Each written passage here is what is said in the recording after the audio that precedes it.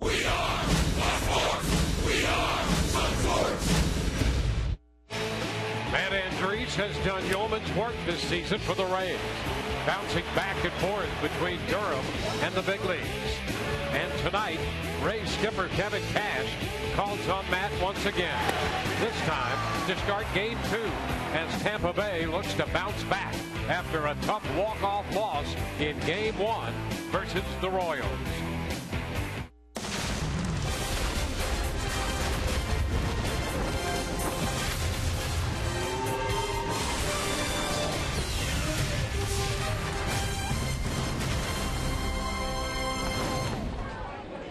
Tonight we greet you from the nation's heartland, Kansas City, Missouri, for the nighttime edition of this day-night doubleheader between the Rays and the Kansas City Royals.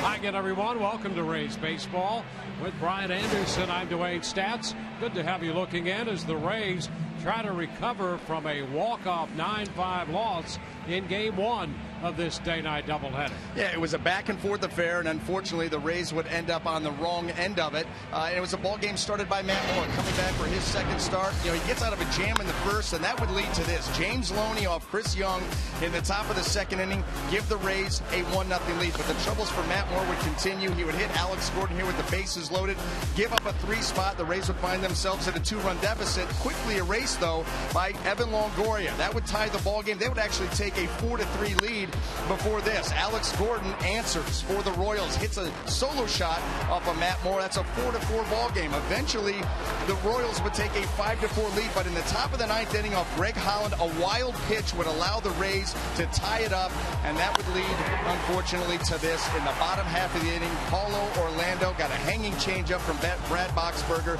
deposited into the bullpen, and the Royals would walk away with a 9-5 victory. Thank goodness there's a turnaround like this, and hopefully the Rays can earn themselves a split. And that Game 1 loss leaves the Rays 1-3 on this road trip, and they're going to send the young right-hander, 25-year-old Matt Andrees, to the hill, making his 7th start, opposed by the veteran right-hander who spent last year in Pittsburgh, Edinson Volquez. His record 8-4 for the Kansas City Royals. The Rays, with the All-Star game just around the corner, will be represented by Chris Archer and Brad Boxberger. Todd Callis breaks down their first half when we come back.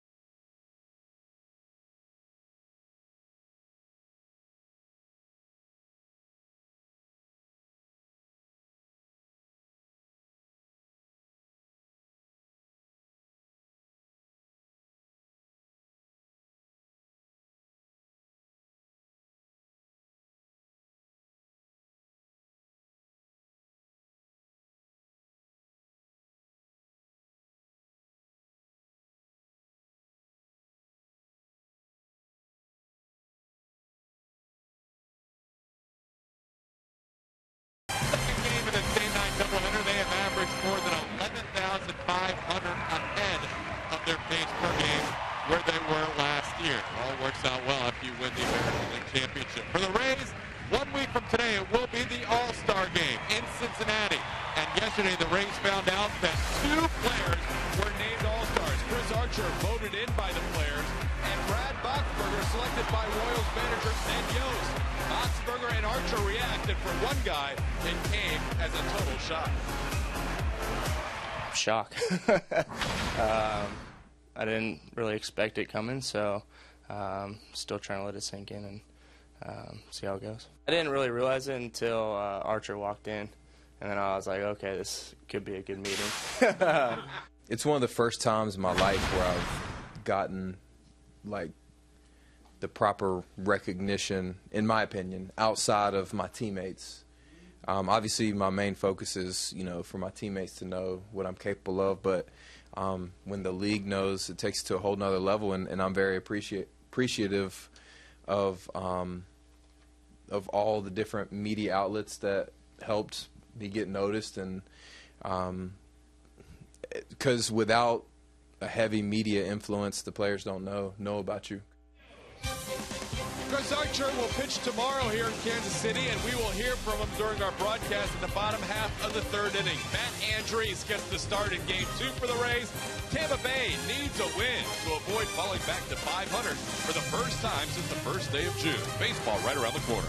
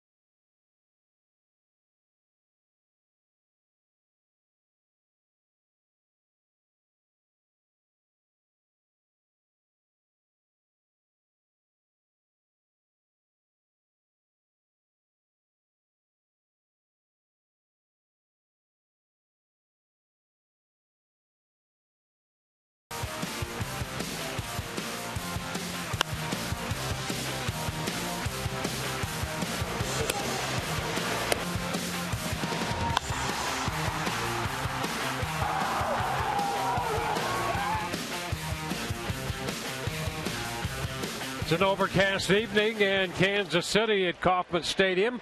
Quick look at the starting lineup. The Rays will have John Jaso, Grady Sizemore, and Evan Longoria to lead it off. Down the middle, Loney, Forsythe, and Cabrera, Geyer, Kiermaier, and Casale. First pitch of this game presented by Pinch a Penny, and it's bounced foul, strike one. So we are underway. Starting lineups presented by your Southern Ford dealers. 70 degrees as we begin this nighttime version of the doubleheader. And Edinson Volquez making his 17th start of the season, does have a complete game. He's going to come at these Rays hitters, a fastball that's got good late life to it, curveball, changeup. Fly ball headed into the gap in left center field. That's going to be in there for a base hit. Cut off by Gordon. And Jaso winds up at second with a double. John Jaso, after that long stint on the disabled list, back. He was utilized as a pinch hitter in the first game. He singled and opens the nightcap with a double. Well, he just kind of lofted this ball out into left center field. As you see outfielders converging, Dyson and Gordon, it just drops in between them rather harmlessly, but a leadoff double here for the Rays. Often a nightcap is a double, but the Rays will take this one to start this game. And Grady Sizemore will be up here with a chance to give the Rays an early lead.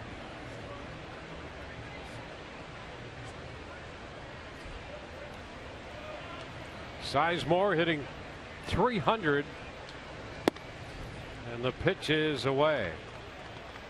Well, and now you've got an opportunity to strike first. I mean, good fundamental hitting right here, in the Rays should be able to plate themselves a run. Get them over, get them in, straight base hit, however you have to do it. Opportunity present itself, take advantage. Rays scored 5 runs in the first game, but were just 1 of 10 with men in scoring position.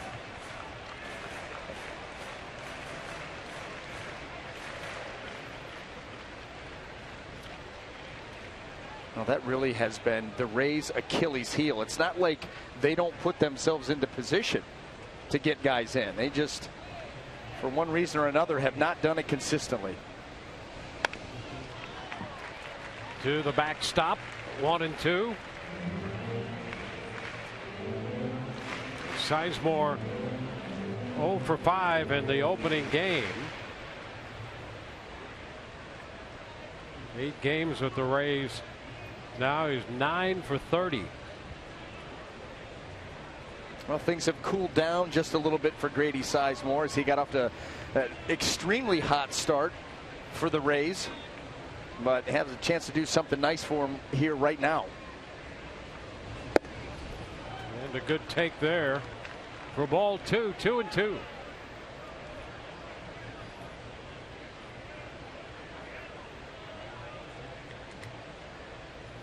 Jaso on second. First inning opportunity.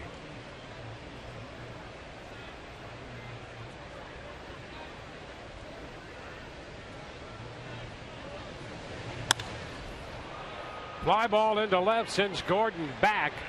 He'll make the catch. Tag. Jaso starts to go to third and puts on the brakes.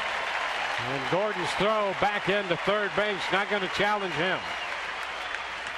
Well, not quite deep enough, and Alex Gordon, a very good defensive left fielder. As we take a look at the Royals defense, brought to you by BMW. Of course, left field, Alex Gordon.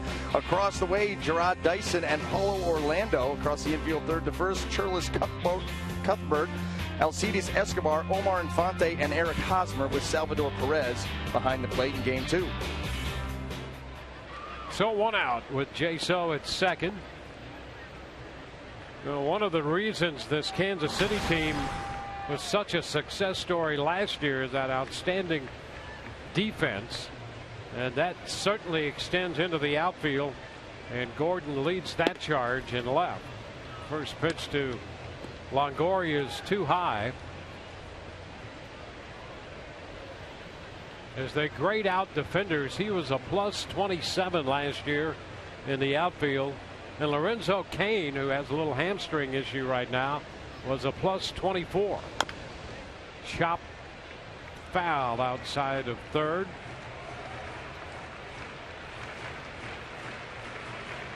Longoria connected his second time up in the first game, hitting his 9th home run of the year. Yeah, and this was a big one too. The Rays had fallen down 3-1, and so he got up underneath that offering from Chris Young, put in the bullpen.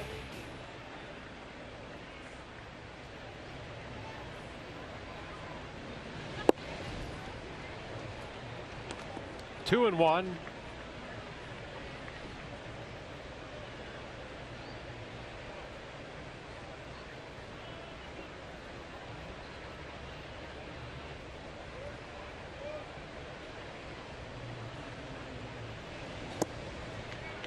Volquez misses for ball 3. A 3-1 count. And it will be important for Rays hitters to stay disciplined, because what we've seen here already, 3 hitters in, is Edinson Volquez gets a tremendous amount of movement on his pitches. When you think about the run on the fastball, that's what you talk about with late life, good velocity. The changeup has a lot of movement to it. You cannot commit early against Volquez. He throws the fastball a lot behind in the count. And there's one that's fouled straight back on that 3-1 pitch. And you know what? You really can't blame him for the simple reason that we just talked about. You know, if you got a 93, 94, you know, sometimes you can get it to 95-mile-an-hour fastball with that kind of movement. That's one of those pitches you can tell a guy it's coming, but if you execute it into the location you want, it's going to be difficult because of, you know, that late running action.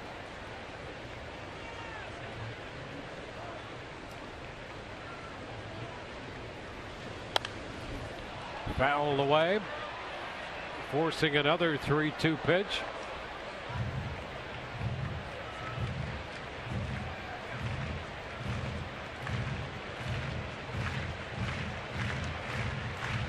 Volquez last year in the National League, a 13-game winner.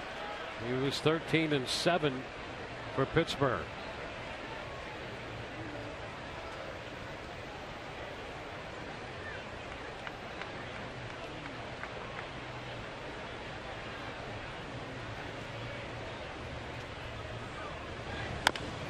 Chop, third base side, gloved by Cuthbert. The throw to first is in time. So 2 outs, and Jaso is still at second as we take a look at the standings in the American League East. Right now, the Rays and the Blue Jays with identical records tied for third, 2.5 behind New York. Baltimore a game and a half back. Rays down to just 1 game over 500 now. It's been a tough stretch for this ball club, no question about it. And a tough way to have lost not only game 1 earlier today, but even you go back to over the last 3 or 4 losses. They've all come late. A lot of them have been very disheartening. And that's why it's important. This team, they've been resilient. We said that resiliency would be tested. They've had 6 walk-off losses this year. 6. How many recently? Yep. And Kansas City, on the other hand, 3 of their last 4 have been walk-off wins. And this is not the time that the Rays can feel sorry for themselves, because you've got 3 more ball games against the Royals. They have the best record in the American League. You go home and you face the powerful Houston Astros. You get a couple days to catch your breath, and then you go up and deal with the Blue Jays on their home turf. So you got to keep plugging away. Shot into right field, but Orlando is there to make the catch. Rays get the leadoff double and leave Jaso aboard. No score.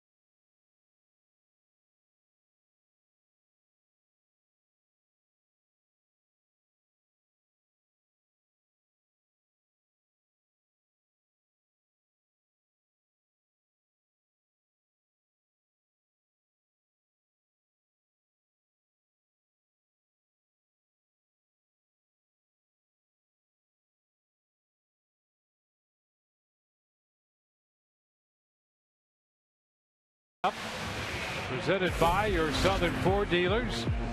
Now, Alcides Escobar leads it off, followed by Alex Gordon and Kendrys Morales. Eric Hosmer at first, Salvador Perez behind the plate. Palo Orlando is in right field in front of Omar Infante. And Cheslor Cuthbert, followed by Gerard Dyson. Taking the mound tonight for the Tampa Bay Rays, right-hander Matt Andriese. He's done a little bit of everything for this ball club. 3 different stints with the Rays. Most recent, he's had 4 different outings, and he has thrown the ball as well as he has at any time during this season. First pitch inside to Escobar, 1-0. You know, when you look at the recent starts he's made with the Rays, he has been pinpoint for the most part. When you look at those 4 outings since coming back, he's thrown 21 innings. He's only walked 2 hitters, and he's just a touch over 13 pitches an inning. So he's coming right after you, using the good defense behind him. And he's up out of the zone here and promptly way behind Escobar. Yeah, maybe we can talk his tremendous control right into a 4-pitch walk to start his outing. Yeah, that's seems to be a law of nature. And he walks Escobar on 4 pitches. Well, let's hope that is the only blip on Matt Andriese's night as we set the Rays defense for you here. Brought to you by BMW in the outfield left to right. Grady Sizemore, Kevin Kiermaier, and Brandon Geyer. Across that infield, third to first, Evan Longoria, Asdrubal Cabrera, Logan Forsythe, and James Loney, with Kurt Casale once again behind the plate. The last outing against Boston, he gave up that 1 hit in 6 innings. Didn't walk anybody. Didn't walk anybody against Toronto the time before that. Against Washington back on the 17th of June, he walked 1. Here's Alex Gordon. And that's a strike. Tim Timmons is acting as the crew chief here of this group. He's calling the balls and strikes.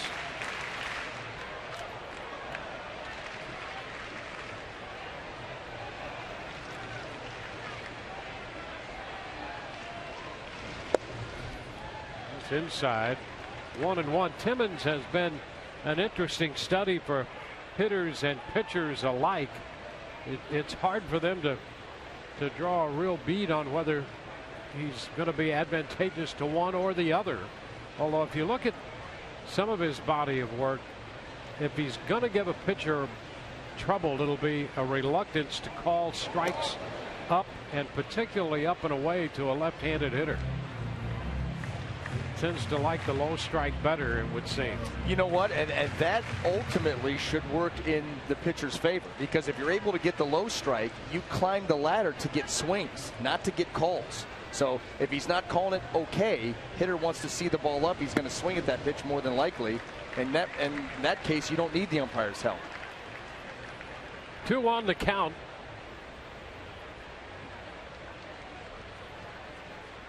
See Gordon at 250 or 270 on the year with 11 homers and 35 runs batted in.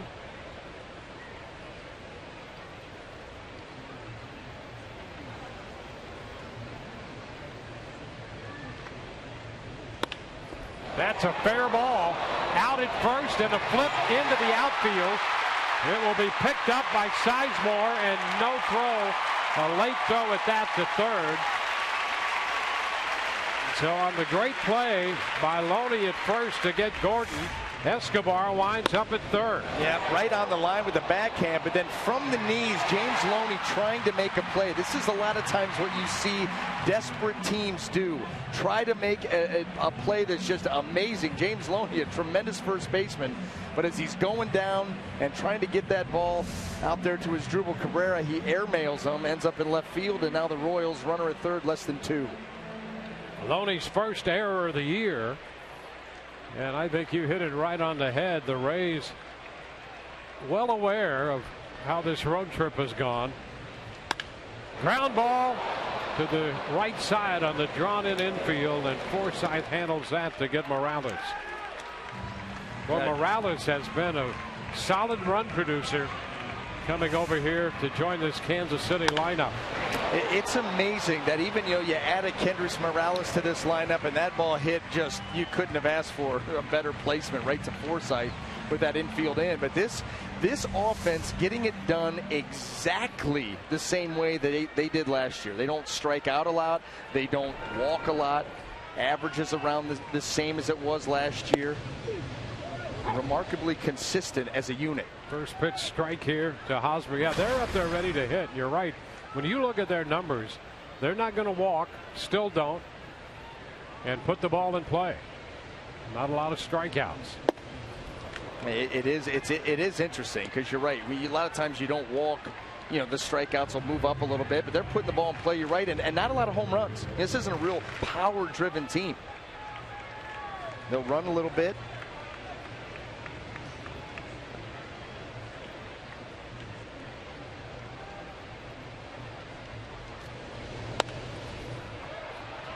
Still a 2-strike count to Hosmer.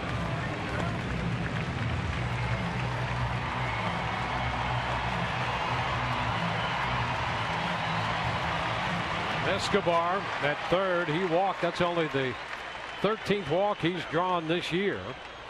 Wound up at third on the error.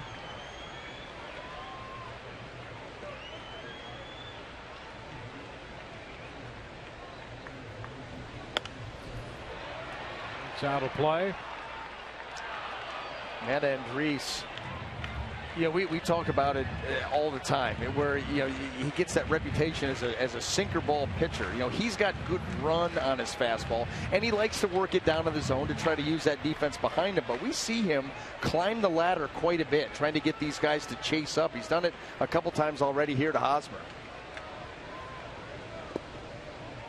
Down and in. Yeah, from what we've seen, and this is the 7th start he's made, now a dozen appearances.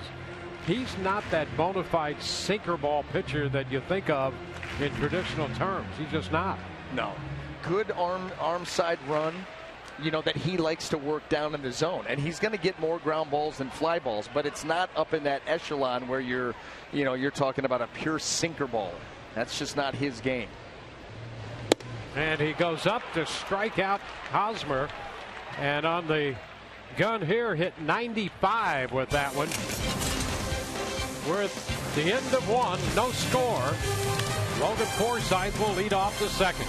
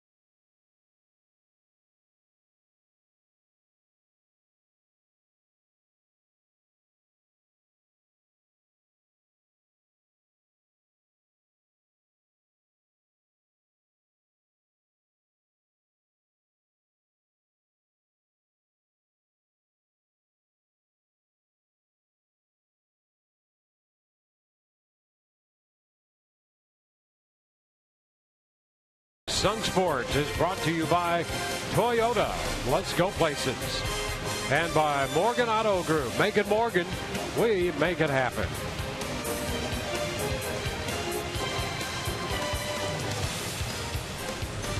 Logan Forsythe will open the second inning for the Rays.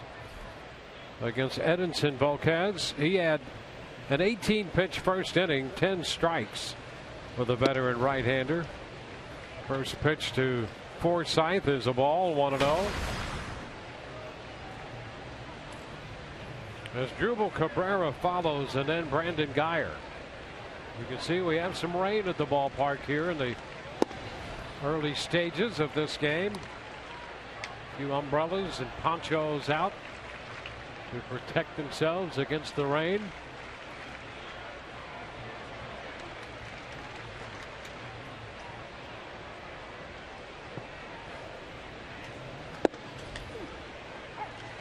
That's a strike to Forsythe.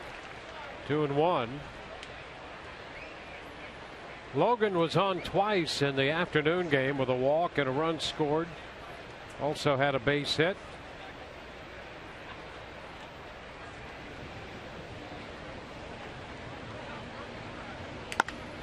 That's a fair ball down the left side. Kicks against the sidewall, and Forsythe's on his way to second with a double. How in the world did he keep that fair? Well, that was a ball that was moving in on Logan Forsythe. Sometimes you get the head out on those. You hit it hard, but you're going to pull it foul. And Logan able to keep this one fair right up the third base line. I'll tell you, he's got super quick hands, really quick hands. I was going to say, we see him do that as much or more than any other hitter in this lineup. And it's amazing as your initial reaction. How do you keep it fair? Because that's a ball that's designed to jam a hitter, and that's it's on the way to doing that unless you're as quick as he is. And even when you are that quick, you get the barrel to it, but you rip it like over the head of Charlie Montoyo down there.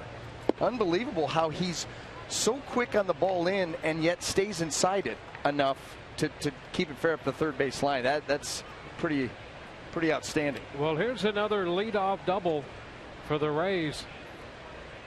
They had Jaso at second to lead off the game and could not get him home. 1-1 the count to Cabrera. And do not let this game become another broken record of early opportunities not taken advantage of. Starter settles in, blah, blah, blah. Back end of the Royals bullpen, and the game's over. Because that's the thing about this Royals team. They want to take an early lead, 5-6 innings in, and then turn it over to that bullpen. Much like the Rays like to do. Yeah, these teams really mirror each other in that regard, and the approach they take to trying to win games. Well, you know, you look back at the game on Sunday in New York when the Rays snapped that streak. That's exactly what they did. They got out in front first, had some good at bats, took advantage of some opportunities, and went on to win that game 8-1.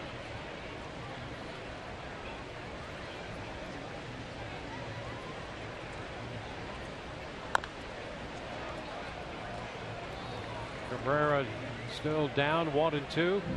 Take a look at our Toyota trends, and it has not been easy for the Rays.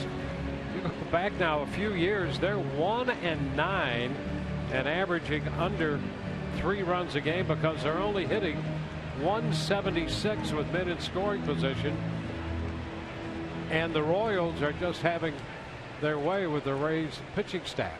When you look at those numbers, honestly, the question that you ask yourself is, how do you have one win? You should be 0-10.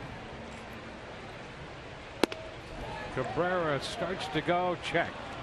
And the count 2-2. Well, Cabrera, as much as anybody in this lineup, has had some success against Edinson Volquez. He's 3 for 8 with a home run off him. And has worked the count now to 2-2 after getting behind.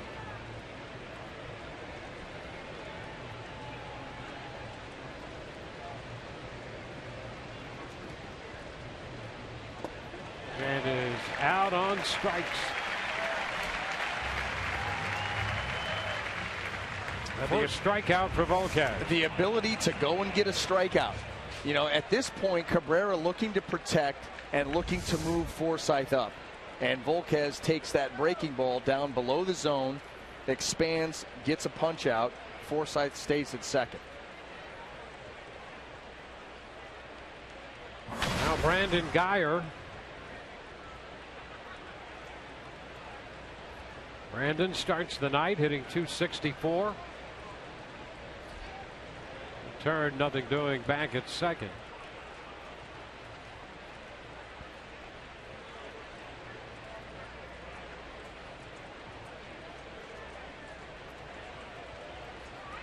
Geyer has taken advantage of his opportunities to play and has put together a nice first half of the season.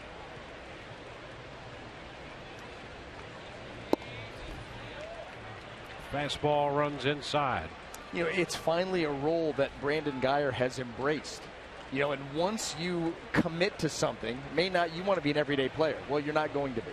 Okay, well, then I'll do my best in this role. And once that was embraced and he got himself into a routine of how to get ready in his new role, you're right, he's taken off. And he's a guy that Kevin Cash knows is going to stay ready. Hard worker. And you get consistent effort out of him all the time. Good approach, works hard.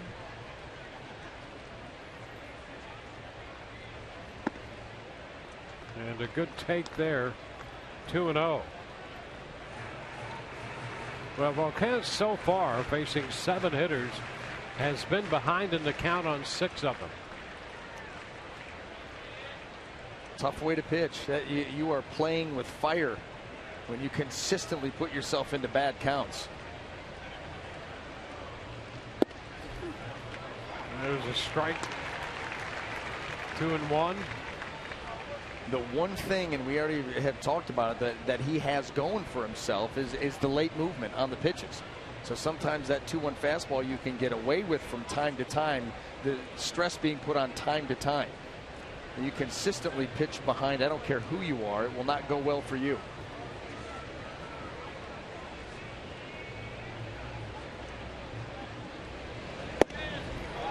Now he's even. 2-2. Well, 94, and look at that run. I mean, that ball just takes off on you, moving all over the place. He has the kind of fastball that you can start to swing at it and it might hit you. Yeah. Yes. Hey, think about one of the pitches earlier in the count to Brandon Geyer that took off and you lost sight of it. Salvador Perez catches it almost behind him. And you're right. That's why, you know, early on I said you cannot commit early. If you commit to the ball out of the hand, you've got to know how much movement that pitch is going to have and be able to gauge your swing. Because if you commit out of the hand, yeah, you're right. You may be swinging at a pitch that takes off and catches you. Forsythe out at second with 1 man gone. 2-2 the count to Geyer. The count is going to be full. Well, with all this movement so far, Edison Volquez has been a guy out there that a manager, pitching coach, they love it because he's got all that late action, but it also means a lot of pitches and a lot of deep counts. That's foul. And we'll see another 3-2 pitch. Yeah, he hasn't quite been able to corral the command part of it. The movement's there. The movement's going to be there. It's, can you control that movement? So far, the answer has been no. But yet the Rays have not been able to cash in either.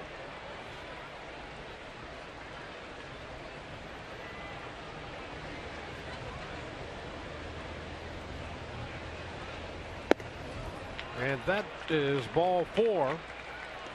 Well, that's a pretty typical Brandon Geyer at bat right there to draw the walk. 2 on with 1 away for Kevin Kiermaier. Well, he had a plan when he went to the plate, and he really never deviated from it. Fouled off a couple of tough pitches, but showed good plate discipline.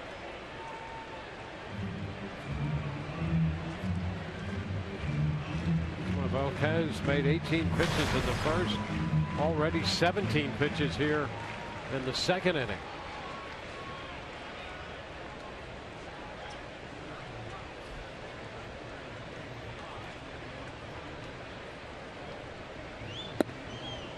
Brandon Guyer takes the breaking ball low. 1 ball, no strikes.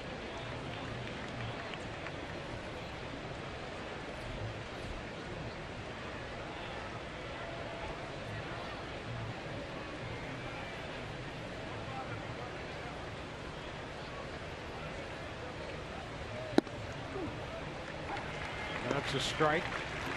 1-1, and you could see Kiermaier right there do what you were talking about, not trying to commit too early, trying to wait as he took that pitch, and it just did find the strike zone.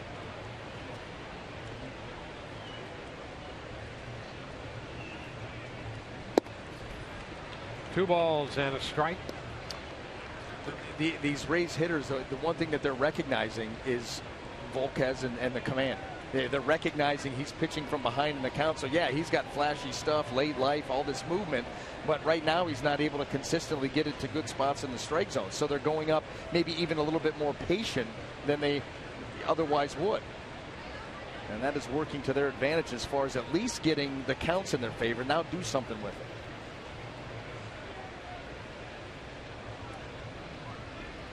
it.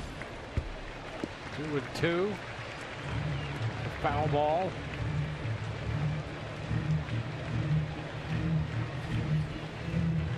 On deck, Kurt Casale.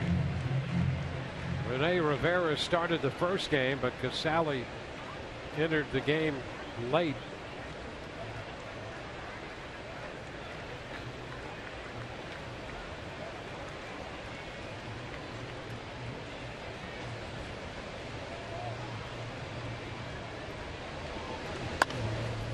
Lifted off to the left.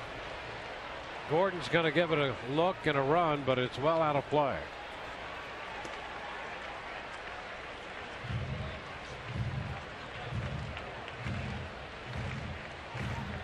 So another 2-2 pitch will be made by Edinson Volquez.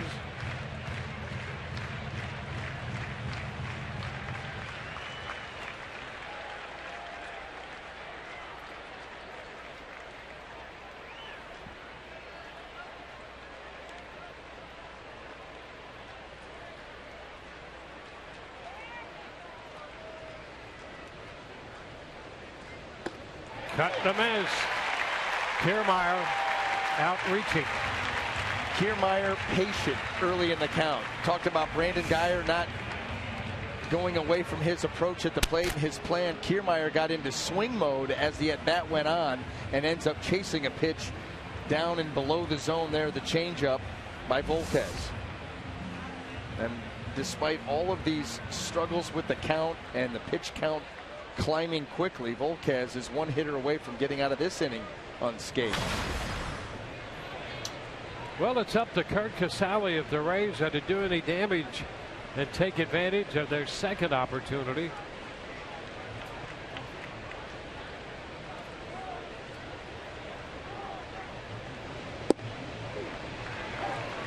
First pitch, a breaking ball for a strike.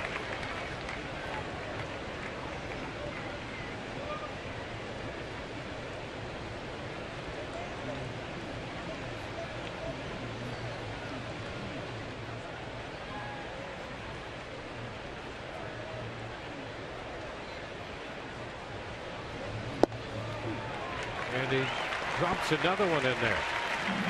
Now it's 0-2. And Kurt Casale, I guarantee you, the first two pitches, he's looking for anything but two breaking balls. And now finds himself down 0-2 in a real tough spot.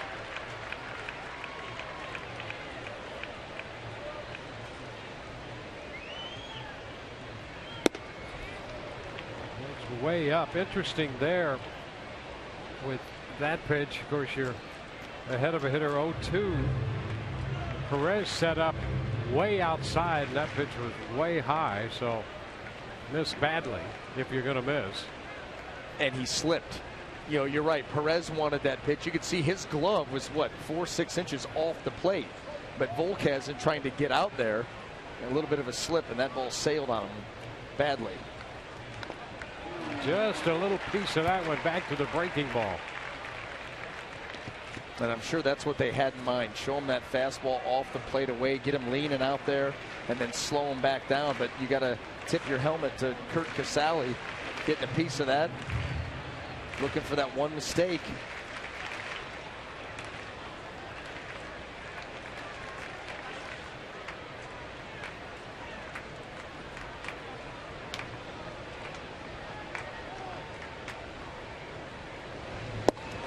Cut and a miss. Well, he stayed off speed with him, strikes him out.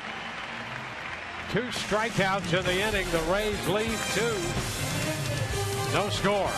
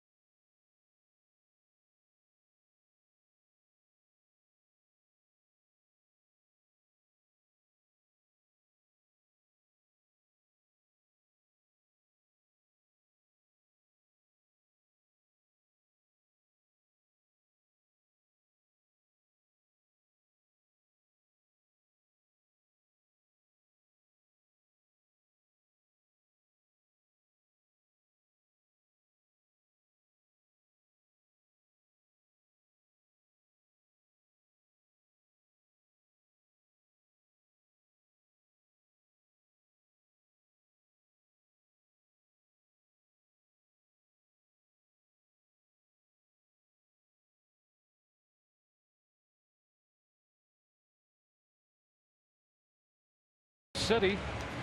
Rays Flex Packs now come with one of 8 great gifts of your choice, starting at just $59. Rays Flex Packs allow you to choose any 3, 6, or 9 games with no blackout dates. Plus, get half off parking when using the funds loaded to your Rays card. For details, visit RaysBaseball.com or call 888-FAN-RAYS. Rays missing some early opportunities against Edinson Vázquez, who has made 46 pitches, 27 of which were strikes. Rays 0 for 6 now with men in scoring position already. First pitch to Salvador Perez is a strike for Matt Andriese. And how about 2 leadoff doubles, and forget you didn't score them. No base runner at third base.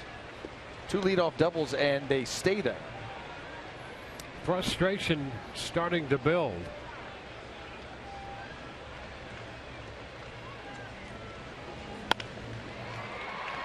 Toward the hole, it's short. Cabrera with a lot of time. Perez is the first out. The Kansas City catcher retired, short to first. And the fear with that is that it starts to become a mental block. Not just for the individual player, but for the group, going up there to hit instead of being up there free and easy. Good game plan here. Let me get something to do. You're up there. You're starting to grind on that bat a little bit. Maybe trying to get too much, do too much, too tense. That's what it seems like. First pitch to Paulo Orlando is a strike. Orlando ended this first game of the day-night doubleheader with a grand slam, giving Kansas City a 9-5 victory. Pitch just missed there, and it's 1-1.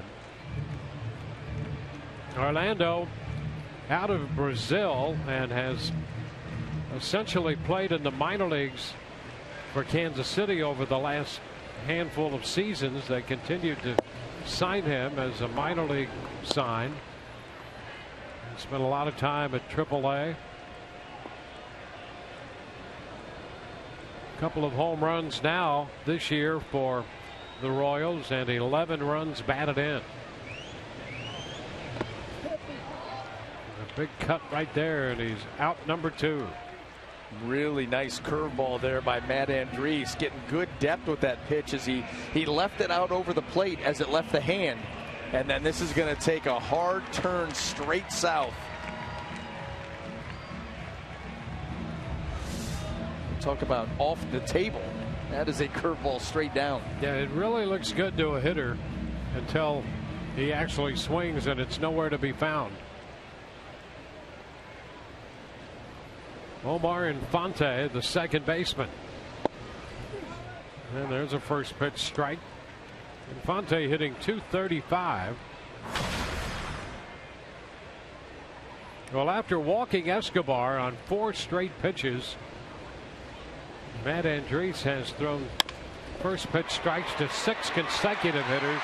And there's one that bounces by Cabrera, gets through into center field, and Infante has a base hit.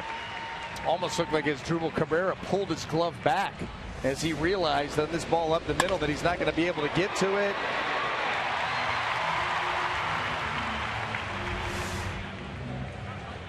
Yeah, it was not hit overly hard, but apparently just hard enough to get through. Well, you wonder if the wet turf had anything to do, because if Cabrera was going to get there, he was going to have to leave his feet. Probably figured, you know, there's nothing good going to come of this, and just kind of pulled off at the end. Chesler Cuthbert up here now, and the Royals have high hopes for him. The young third baseman lifts a fly ball into right for Geyer. That'll take care of Kansas City.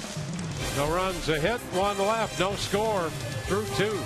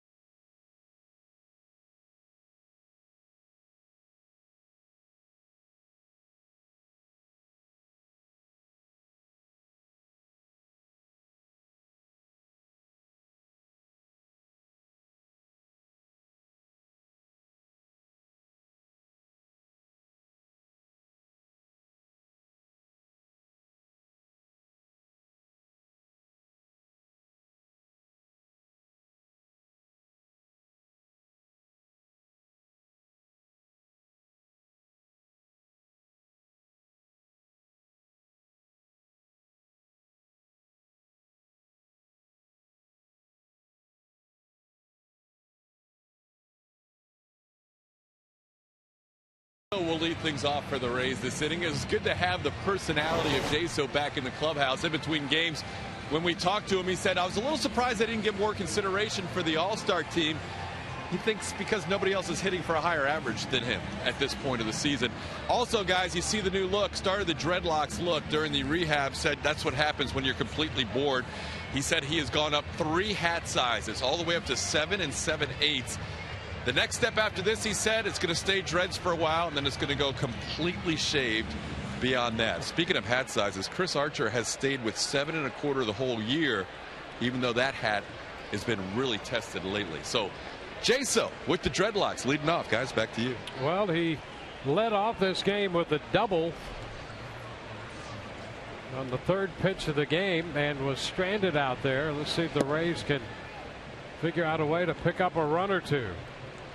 First pitch is down and in with Jaso coming off the DL. Steven Souza Jr.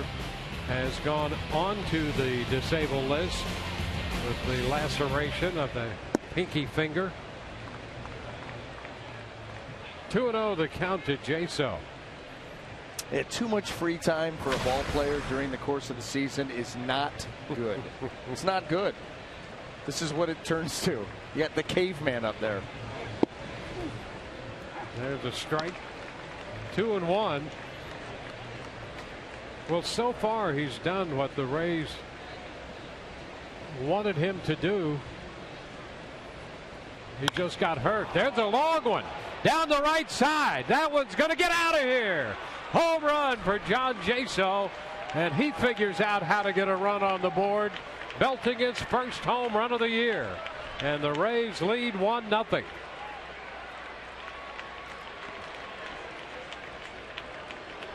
Yeah, well, quite frankly, what John Jaso said was, you know what, I'm not going to rely on anybody else. I got myself into a good count. I got a good idea what I'm doing at the plate. This ball just moving across the middle of the plate, right into the swing, head down, keep it fair. Rays lead. That's really good.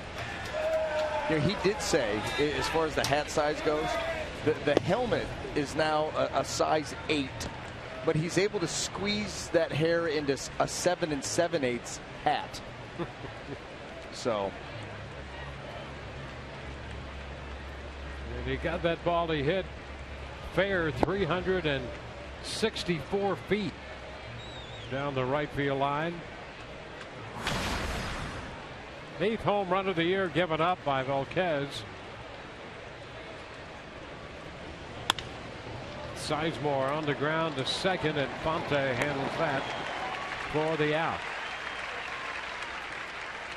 Well, how about Jaso now? You know, he walked opening day when he was hurt and then went to the disabled list. He comes back and he's been on base with a base hit, pinch hitting in the first game, and now he has a double and a home run in the second game. Strike zone discipline, can come off the bench for you, has got power. Maybe you look if there's any last minute injuries going into that All-Star game, he could make a case for himself. Well, he's still at 1,000. Can't beat that.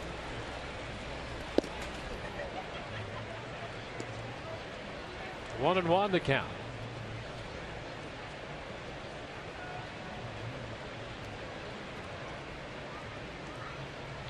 That hat does look new. Little used. Sharply hit, but right there's Infante. And Evan Longoria is the second out. So 2 ground balls following the home run. We're going to hear from Chris Archer, who Todd checked with him on his hat size. And it's remained the same apparently. I'm going to ask him about it. Okay. I'm going to ask him about it because we've noticed it. A lot to talk about.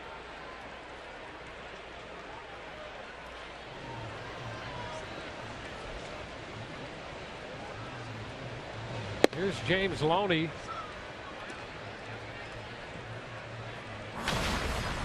One ball, no strikes.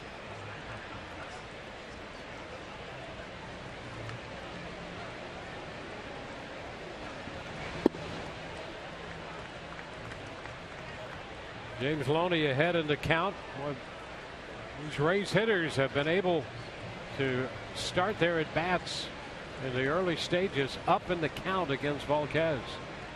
So far, just the 1 run. Now 3 balls and no strikes. He just cannot control that movement at all. Cannot keep it on the plate. You know, he's missing up and away, then he's missing down and in. Just has not been able to get a consistent release point on any of his deliveries. 3-1.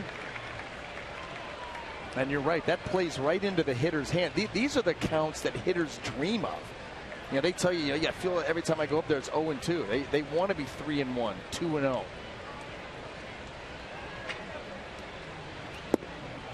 And there's ball 4. Loney heads to first. Second walk given up by Volquez.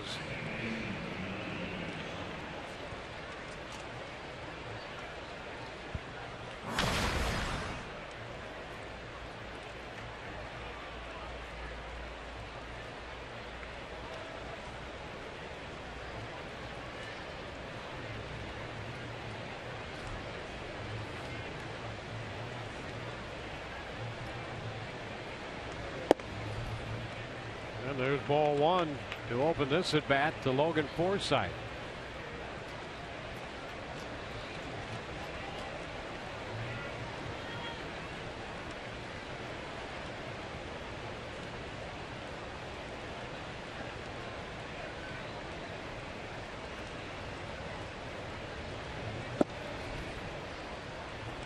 Well, a walk to Loney. Now 2-0 to Forsythe, and that'll get a visit from Perez. The catcher Logan, you'll recall, on a pitch coming in on him, doubled up the left field line in the second inning. Batting again here in the third and up in the count. And this really has to be disconcerting to Dave Island, the pitching coach for the Royals, and also Ned Yost, because this has been what Edinson Volquez has been struggling with since the first pitch of this ball game. We're now in the third inning. He has not been able to make the adjustment, and at this point, you got to start to wonder if he's ever going to make that adjustment. Maybe going to the pen early here tonight.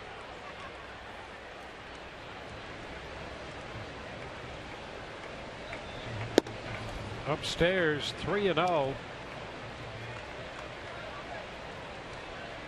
Forsythe, the 14th hitter now in this game that Volquez has seen. He's gone 2-0 on 6 of those. Now the 3-0 pitch is a strike. It's 3-1. And the pitch count continues to mount.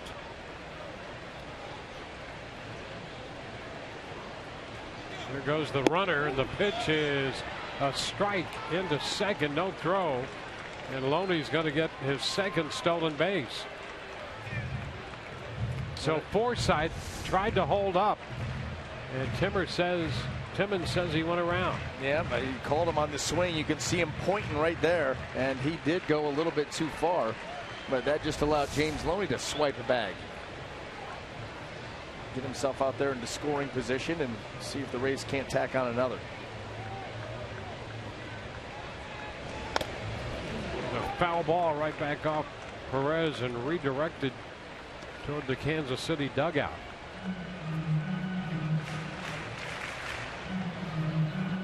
Loney at second, 2 gone. Jaso opened the inning with a home run.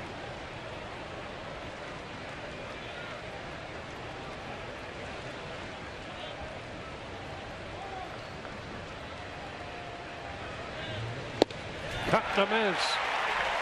Forsythe missed the fastball. The Rays will settle for the run on the homer by Jaso. It's 1-0 Tampa Bay.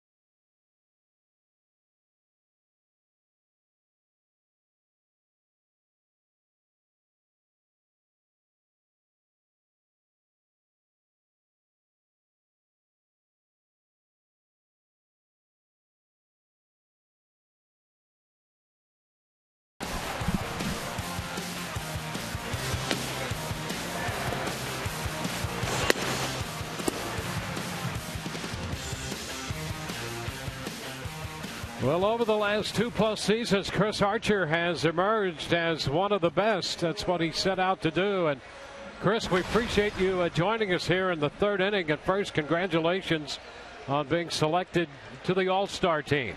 Yes, sir. Thank you guys very much. I really appreciate it. Hey, Chris, listen, you've always had great stuff, but anybody that's paid attention to your starts this year has seen you take that jump from a starter with good stuff, into one of the elite starters in the game today. What do you attribute that success and that jump to? BA, you know, man, you played long enough to know that it takes time to kind of come into your own. There's only a certain degree of development that you can have in at the minor league level, and then when you get to the big leagues, it's a whole nother degree. So it took time, and it takes time for everybody. When Mike Trout got to the league, he wasn't Mike Trout.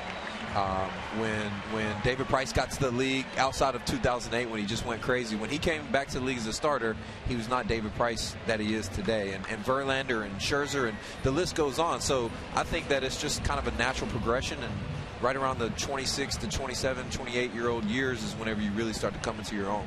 Yeah, speaking of that progression, let's go back to this journey a little bit. You know, here you are back in, I guess, 06. A young pitcher with a great arm in the Gulf Coast League. Ideas then that you were going to be an all-star starter? I had some really good people in my corner that always kept it positive, and they always reassured me of what my potential was. But that was, being in the big leagues was such a faraway thought that, no, I mean, obviously being an all-star wasn't a part of the thoughts. I led the league in walks in 2006, or in 07 and 08 in the leagues that I was in. So I definitely wasn't thinking about being an all-star. I was focusing on trying to not lead the league in walks. And you know, like I said, progression over life. I started pitching a little later. I tried to harness my stuff at a little bit of an older age. So I'm throwing 93, 94, 95, trying, my body's maturing. So it takes time. So no, back in 06, no, that was not the thought. The potential was possibly there, but we've all seen the difference in potential and actuality. Hey, Chris, obviously, you know, going to the All-Star game, how bad do you want that start? It would be really nice, BA. But there's 3 guys who are very, very capable, very worthy. So it's on Ned Yost, to be honest with you. And I'm definitely going to respect his decision. And being there in general is just going to be a blessing itself. You know, there are a lot of guys in the minor leagues, hitters and pitchers, who are trying to get to the major leagues, trying to establish themselves. What do you say to those guys down there? Because there are a lot of guys with great arms trying to get to where you are right now. Believe in yourself. The only difference between the guys in the big leagues and the guys in the minor leagues is conviction. BA, they hear you speak on this a lot, quite a bit. But conviction is the biggest key, and that's having a knowing in yourself. It actually goes beyond belief. So have that knowing in yourself. Put in as much work as you possibly can. Eat right. Go to bed early. Miss out on the parties. Skip out on the drinks, because this is the sweetest reward that I've ever had in my life.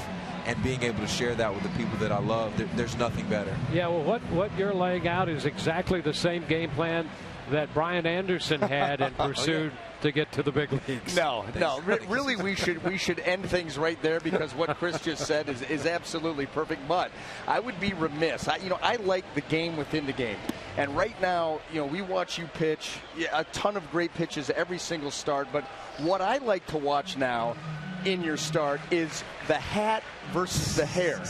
And I know that we've talked about this, but it would seem to me that most recently the hair is starting to get the upper end there on the hat.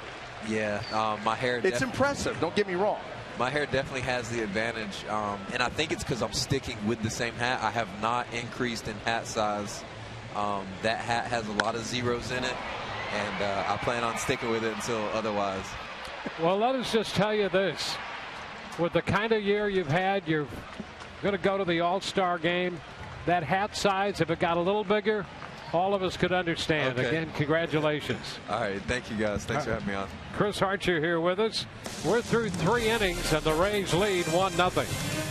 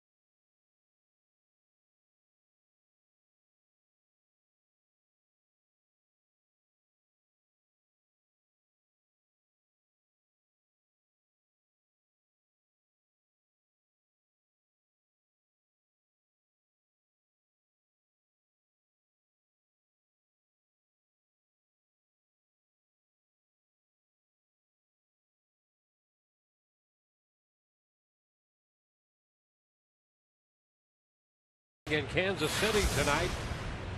Time now to tweet your strongest fan photo. Use the hashtag #SSDataStrongFan, and you just might see yourself in an upcoming broadcast. Brought to you by T-Mobile.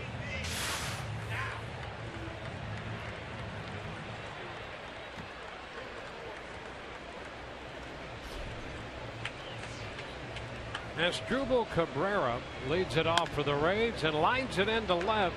Gordon is there, however.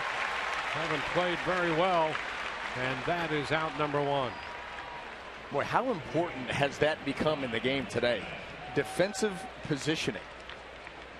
You know, we were talking about that in the Cleveland series with Carlos Santana, who was hitting in the low 200s, and a guy who walks all the time. Obviously sees the ball well, not going to go out of the zone to help pitchers. And the topic became, well, how does he hit 200 when he's got that kind of eye? Did a little checking, and because of the shift, he hits 140 something against the shift and over 300 when they don't put the shift on for him. So it's the shift. You're right. He has not changed his approach whatsoever. And I think that that's what leads to some frustration in Cleveland, because he's got one mindset. He swings super hard, and he just continues to roll over into that shift. But that has become such a part of the game now. Not even full shifts, but just little subtle, move over this way, a shade. Yeah. But what a swing. I think it was something like 144 with the shift and 320 or something without it. Just an unbelievable swing. Well, what brain-dead teams are not shifting against them then? That's a good question. Cuthbert from third makes the pickup and throw, and Geyer's out of there. So 2 gone. Well, the great moment presented by Geico, April 16th. Royals all-star left fielder Alex Gordon diving into the stands in Chicago to make that spectacular catch against the White Sox. And in that case, it really didn't matter where you positioned him. He'd leave the field to make the catch. That may be the first time that I've seen that catch. That catch is amazing. How do you not end with a Charlie horse? That's why he was plus 27 among outfielders last year when it came to his defensive rating. Well, teams, they look at it as, well, if we can't get enough run production, we'll be all about run prevention. It'd be nice to be able to do both. And you get help defensively. You see these teams now going to athletic, very good defenders, and you can see by his glove right there when you get that gold plating on the back of the hand. Well, what a tribute that line right there is. This ball hit hard by Kiermaier and past Hosmer. It was so hard. Hosmer didn't have much time to react, and there's a base hit. You saw the fielding ratings there, and what a tribute that is to Kiermaier, who has that big lead over a guy like Alex Gordon, who's a multiple gold glove winner. And it's easy for us to take that number. It's hard to quantify that number, except we've seen him every day. And when you watch him every day, you realize he's a special defensive talent. The ground that he covers, the balls that he gets to, and he throws well. So the base hit for Kiermaier, a 2-out single. Here's Curt Casale. He lets it go and misses the fastball. Strike one. Well, the Rays have had men on base in every inning. Their run came on the leadoff home run in the third by John Jaso.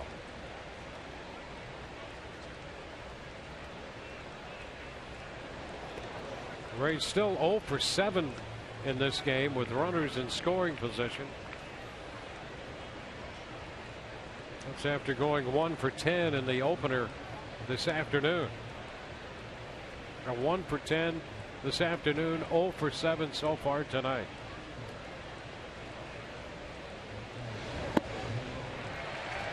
And Casale's behind in the count 0-2. You remember the first at-bat to Curt Casale was a lot of off-speed. It was a couple of curveballs to get ahead of him, a changeup to eventually strike him out. So he goes down in the zone with the fastball at 92 and then right back to the slow stuff.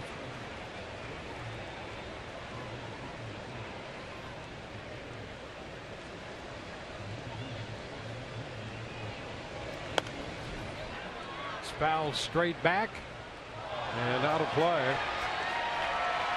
Nice catch, Bruce Chen. Next door neighbor right here. Well done.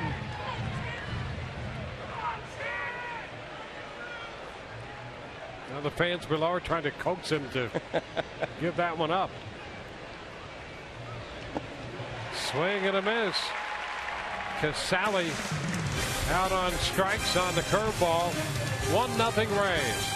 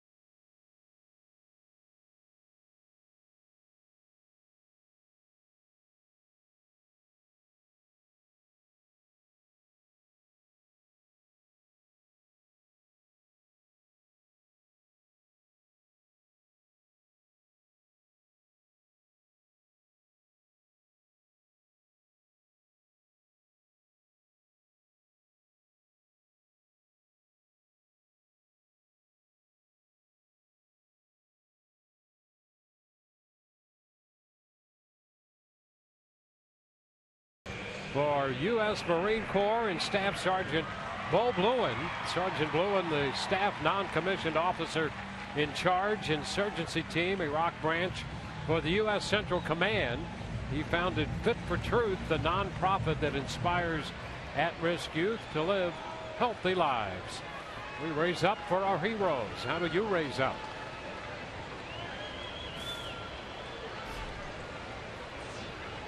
Here's Eric Hosmer to open the bottom of the 4th inning against Matt Andriese. And the first pitch is in there, a strike. Andriese has been very efficient so far. 36 pitches through the first 3.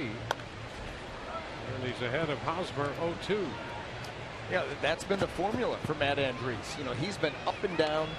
He's fulfilled a number of roles. He's started games. He's piggybacked Steve Geltz. He's got a couple of saves. Done a little bit of everything, but this most recent trip to the big leagues, it's been all about efficiency and attacking the zone, and that was right there. Should have been strike 3. Boy, very close right there. Myron took that pitch off. 1-2 now. 2 balls, 2 strikes. Andriese with 11 first pitch strikes, 11 of 13 so far tonight. And the difference in these 2 starting pitchers is 1 run.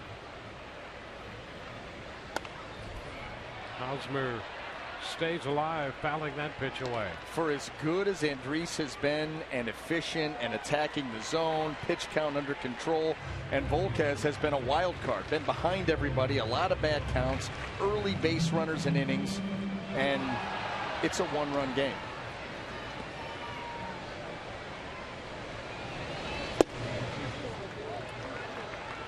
Three and 2. Andriese walked the first man he faced on 4 pitches. Now 3-2 to Hosmer.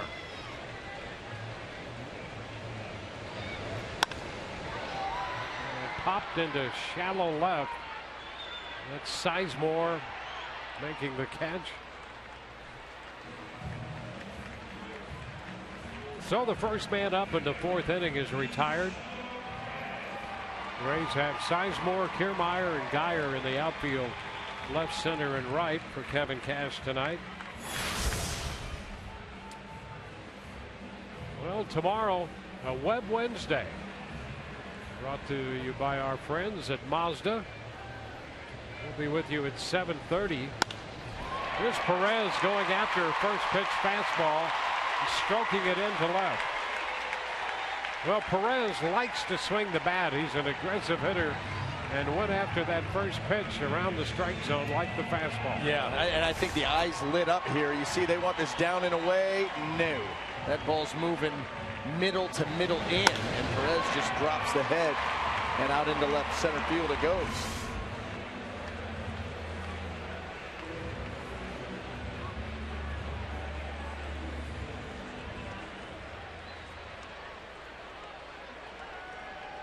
Here's Orlando, Paulo Orlando.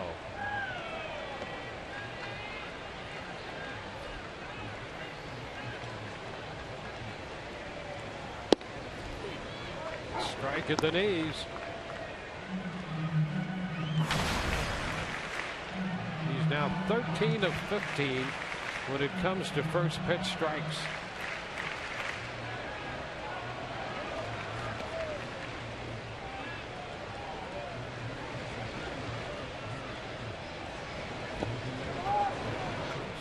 Strike 2, blocked by Casale.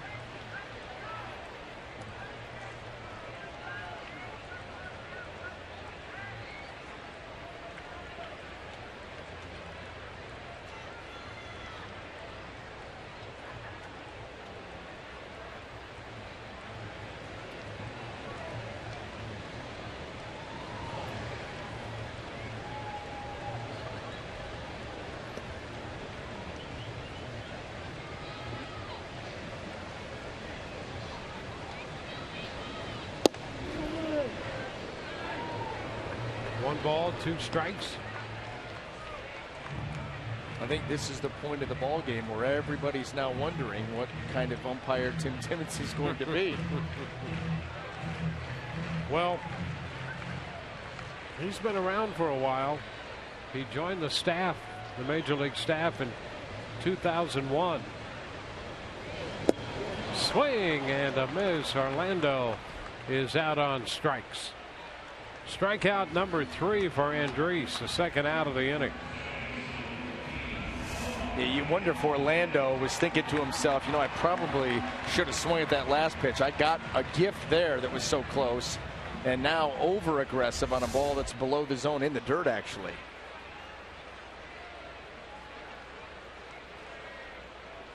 Well, how about the growth we've seen from Matt Andriese in this first half of the season? Omar Infante. Well, you can just see the comfort level that he takes out there now on the mound. It's almost as if he's taken possession of the mound. It's my territory now. A la Erasmo Ramirez. Same thing.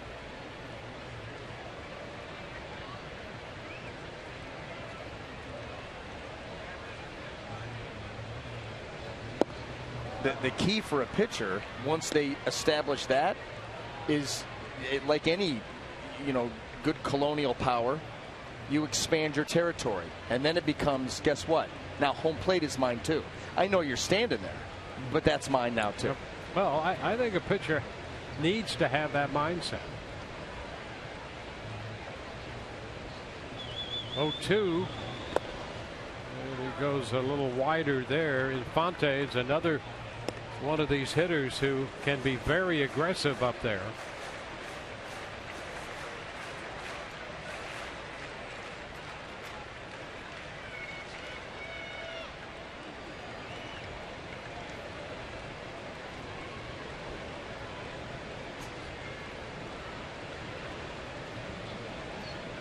One and two the count to Infante.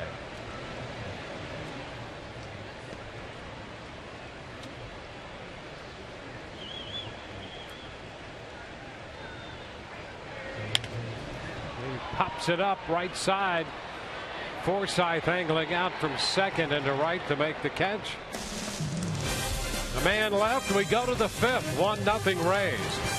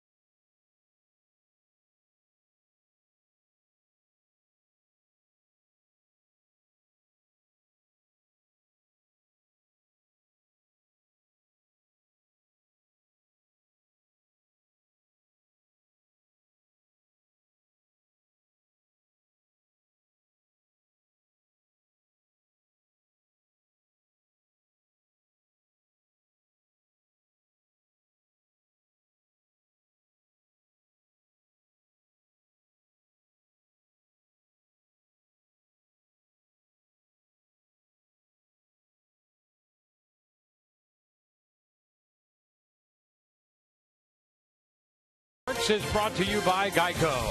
15 minutes could save you 15% or more on car insurance. And by Checkers. Mix and match our famous Big Buford and Big Chicken Deluxe.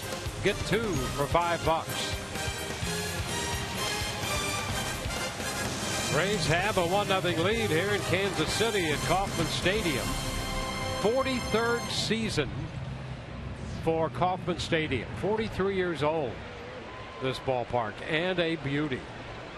In the day and age of the cookie cutter ballparks, when this was coming out, this place has aged better than any park in that era. Here's a big news story. John Jaso's been retired for the first time this year, lifting a high foul down the left side. Well, it took a Gold Glove left fielder to be able to do it too. It's Alex Gordon grabbing that foul ball. So Jaso with a double and a home run tonight. Now 2 for 3.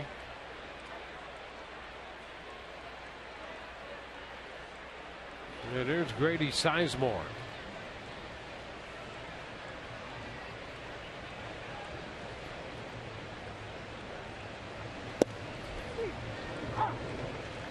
That's a strike.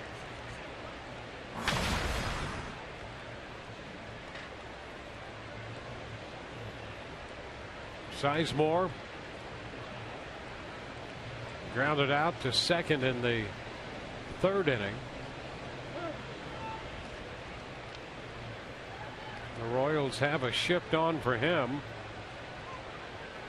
Escobar, the shortstop, the lone defender on the left side. And Omar Infante right there, not playing deep out into right field. Why? Because Grady Sizemore can run a little bit. So you shift, but you've got to play it a little tighter than maybe you would like. That's Major League Baseball 2015. And it certainly appears that it's here to stay until you start to get a whole legion of hitters who will try to somehow make this defense honest. And you know that, listen, if I was opening up a hitting school right now, we would be working on using the whole field, because those guys will be in demand in time. Well, they're in demand now. They always have been, especially now that you've gotten the PEDs for the most part out of the ball game. Yep. And so you don't have guys sitting at the All-Star break with 42 homers and 90 runs batted in. So every run is important. Using the whole field, a big part of that nowadays. It's just that guys have been stuck in the way that they've hit for so long that a lot of guys can't do it. They won't change their mechanics. But it's coming. There's Evan Longoria on deck.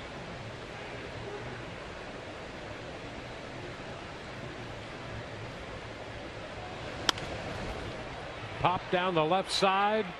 That will be a foul ball. Escobar could not get there in time. And Sizemore is still alive. You wonder if, in the grand scheme of the numbers, if that counts as one, even though it's a foul ball, if that counts as one against the shift. Because if you're playing straight up, that pop-up's caught. Mm-hmm. But because of the shift, it falls in. He gets another chance to swing. Yeah, you would think to get an honest approach and result that you'd have to somehow factor those in. They don't. You know they don't. It doesn't fit the agenda.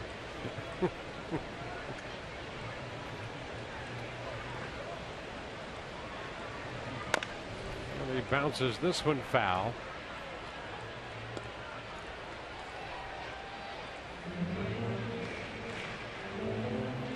Rays facing Edison Valquez.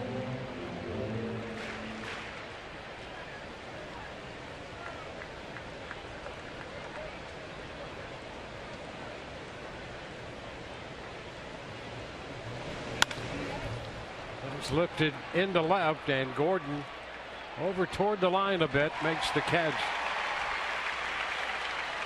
2 gone. Well, a reminder, bid to win your own Rays game used and autographed Turn Back the Clock jersey. The auction is live through Sunday, July 12th, with proceeds benefiting the Rays Baseball Foundation. You can find more information by visiting raysbaseball.com/auctions.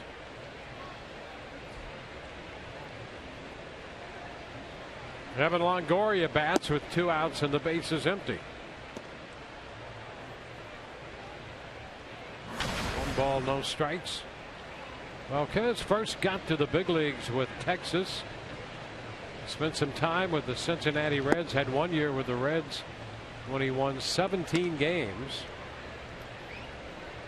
A couple years in San Diego. A brief stop with the Dodgers, and last year was 13-7 wearing a Pittsburgh Pirates uniform.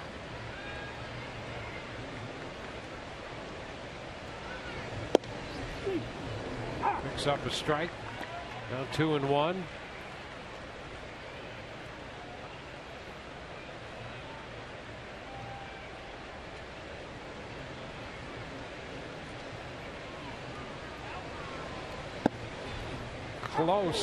Close enough to be a strike on the corner.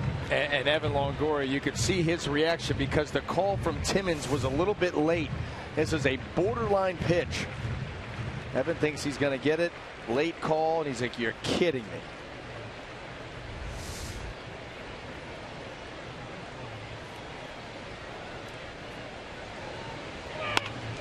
That's going to be a base hit over the head of Escobar.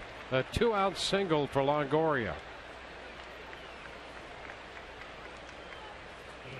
Well, Evan had the home run in game 1 this afternoon. Picks up his first hit of this game in the nightcap.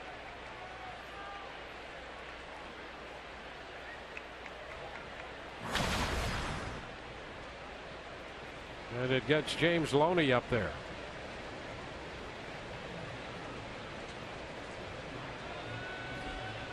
The Rays have had 1 hit in each of the first 5 innings.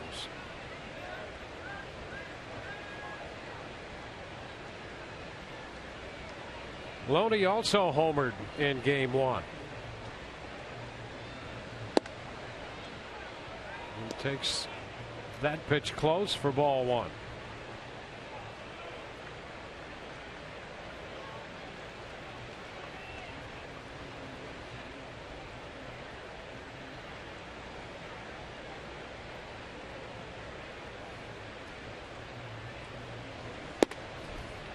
Two and 0. Loney opened the scoring for the Rays with a home run to right in the 2nd inning earlier this afternoon.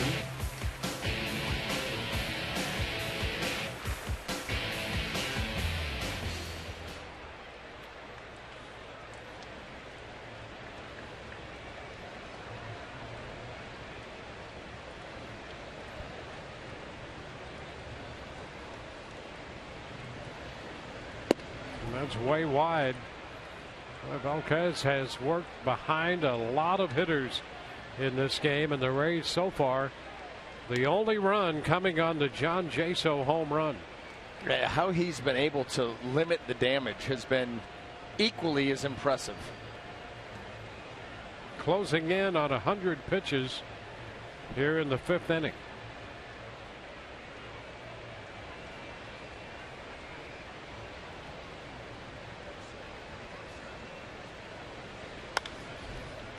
It's fouled out of play.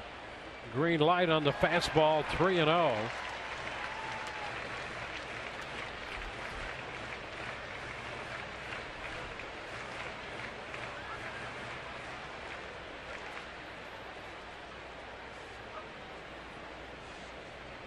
Velquez coming off a 91 pitch performance against Houston his last time out on the 1st of July.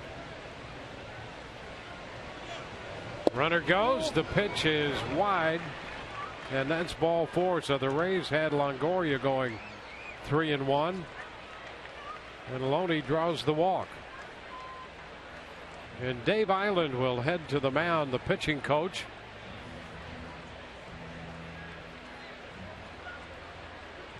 So 2 men on, 2 men out, and the Royals get some action in the bullpen as well.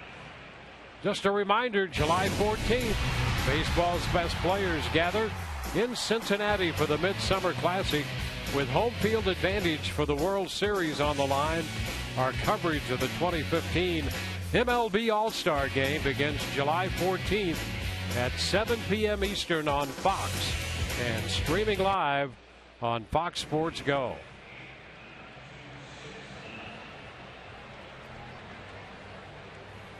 Tim Timmons out to break up the conference on the mound with 2 outs and men at first and second.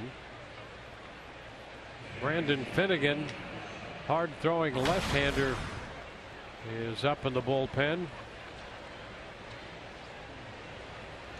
And here's Logan Forsythe.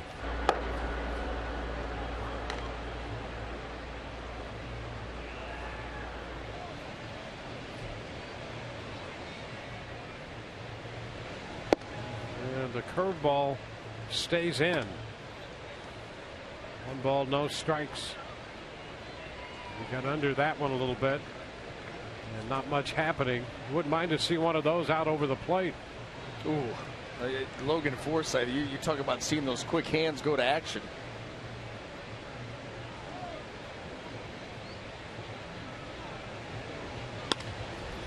Popper into center. In comes Dyson to make the catch, and the Rays get 2 men on and leave them there. 1-0 Tampa Bay.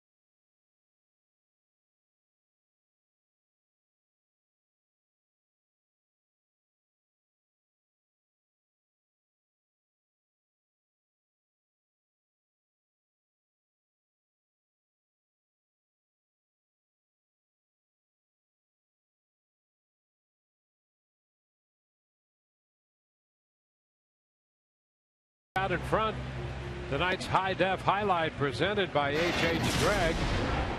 The Rays' young right-hander Matt Andriese getting the start, and he has been very good. He's been impressive. You know, this last little run that he's had here, the 3rd time up with the Rays, has been impressive. This may be the best of all of them. He was very good his last time out, but you know, here trying to pick his team up from a tough loss earlier in the day, he's gone out and done everything that Jim Hickey and Kevin Cash have asked of him. Attack the zone early, be efficient, get outs, and look at that line.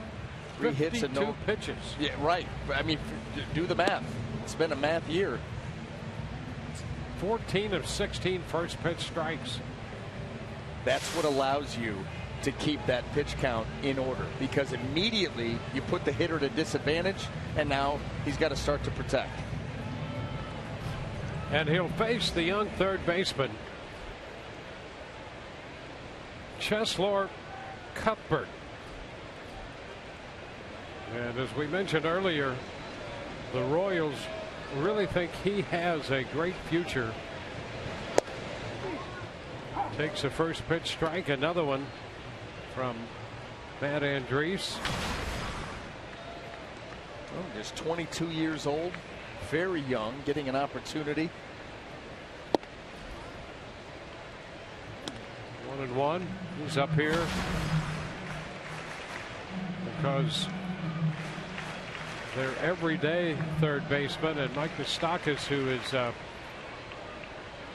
among those to be voted on or off the All-Star team, is on the bereavement list right now, and you figure he's going to get a lot of support given the history of this All-Star situation this year and the support that this Royals team got to put 4 starters on this team.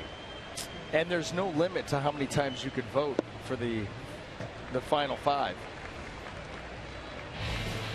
The All-Star final vote. Mike Moustakas right there. Brett Gardner, we talked about him in New York, how great he's been for the Yankees. But, you know, you would think that that could be a pretty good race right there with those 5. There's some good players, absolutely. Another curveball. I'll tell you what, Matt Andriese doesn't go to that pitch very often, but when he's gone to it here tonight, he's been very effective because he has placed it exactly where he's wanted it. Present it as a strike and then take it below the zone. 4 strikeouts. I think he had 1 other on the curveball. I think he got Orlando on that pitch. But you're right, it's not a high volume pitch for him, but it's been effective.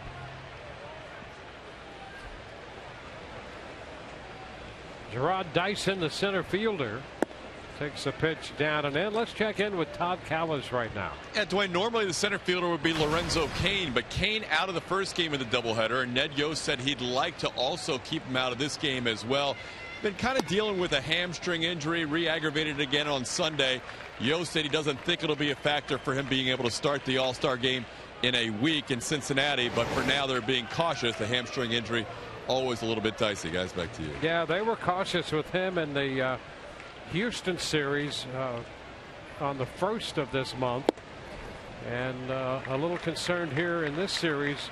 They had a series with Minnesota in between, and Cain played in that series, scored the winning run, in fact, on Sunday.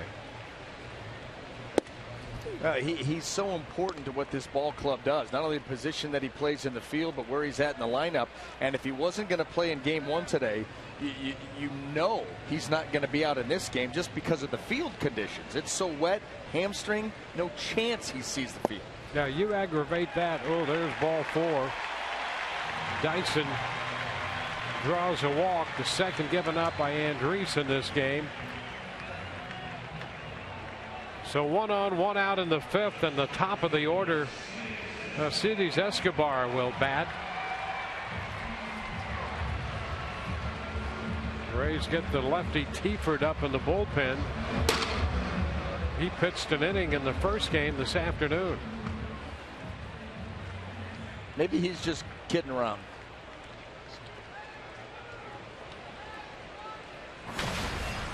One on, 1 out for the top of the order. Well, we've seen this in the past too. A close ball game, Rays ahead, and you're starting your 3rd time through the lineup, and that's where, with a lot of these young starters, the Rays will be cautious with them, and you know, everybody's on high alert right now. 62 pitches for Andriese, but the fact that he's going to start his way through the lineup the 3rd time, of greater importance than if he had thrown 40 pitches or 100 pitches by now. It's the wave of the future. Well, this Kansas City club relied heavily last year on its pitching to get the lead and that shutdown bullpen. And there are some clubs who like that idea. And the question is, how far can you take it? Let you know in early October. Well, it's like everything else. It's an evolving game, isn't it? One of the things that makes it so interesting. You're always looking for an advantage, a new way to do something successfully. We've seen the bullpens around baseball start to be built up. Try to get as many power arms, shut down guys that you can get at the back end to shorten ball games. Runner scoring. Pitch is up. Throw down. Did he overslide the bag? He almost came off. That's a stolen base for Dyson. We've seen so many cases of base runners losing contact with the bag. That's a steal for Dyson. Well, he gets there plenty of time, but watch that left toe. How in the world does he keep it on there? And look at Logan Forsythe. I'm just tagging the guy. Boy, oh boy, that was so close, but that toe stayed right on first base. That was an amazing job by Jared Dyson, not only to stay on, but to stay on while being tagged.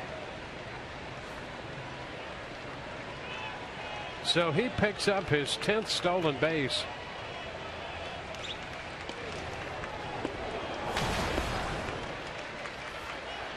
The Royals, who stole over 150 bases, they led the major leagues last year with 153, and they're not quite on that same pace this year. They're behind by about 30%. Yeah, they'll still run, but you're right, nowhere near the top. That's about the only part of their offensive numbers that's way off from last year. Everything else pretty much right in line, but that was such a big part of what they did last year. You give yourself so many different opportunities to score runs when you can run like that.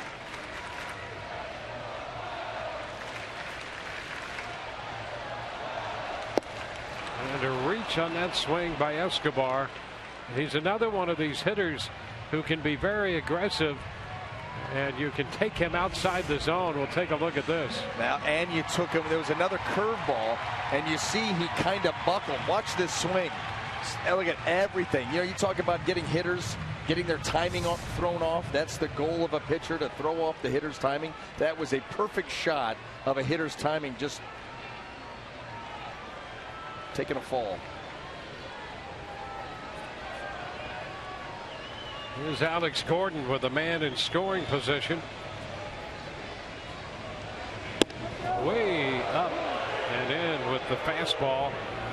1 ball, no strikes now. See, that's part of a pitcher taking ownership of home plate and the surrounding area.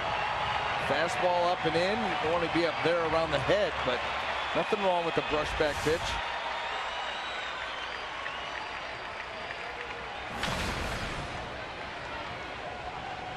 Gordon's single came in the 3rd.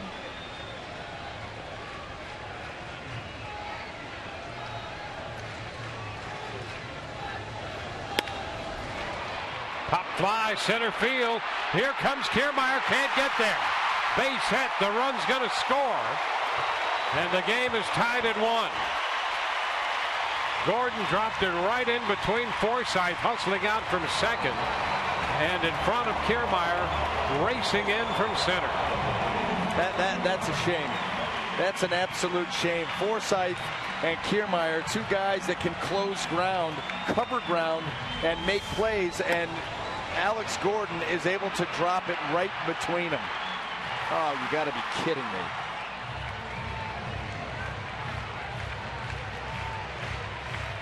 So the base hit drives in the tying run. And it's Kendrys Morales in the batter's box.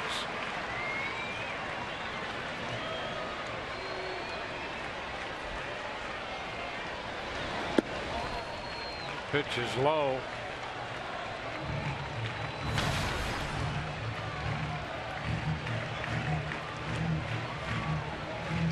Morales is grounded to second, lifted a fly ball into left, 0 for 2.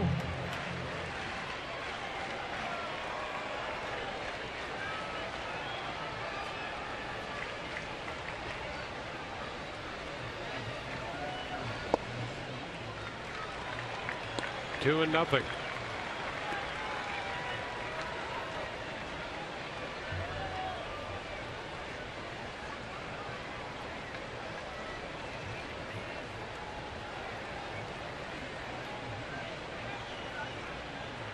The 1-out walk has been converted into a run.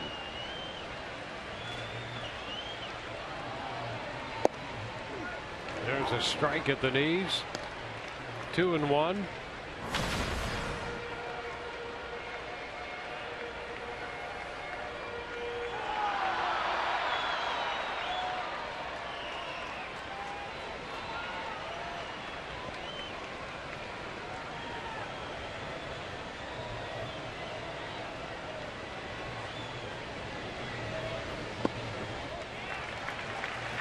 Three balls and a strike.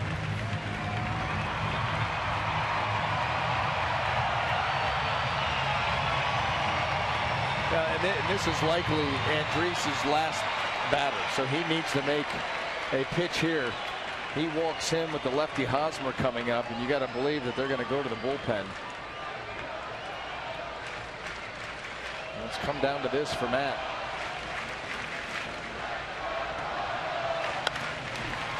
Fouled away. Well, after that stretch of 15 first pitch strikes of the first 17 hitters, he's missed on the first pitch on 3 of the last 4. And that 1-out walk to Dyson.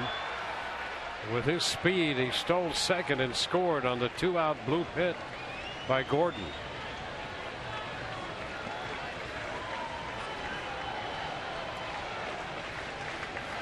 Full up now on Morales. Gordon off with the pitch. Did he go? He did not on the pitch up. So Gordon goes to second. Morales takes over at first. We'll take a look. Did he check or not? Boy, there's a lot of strength to try to check that swing. And Kevin Cash out, making a call to the bullpen. Back in a moment.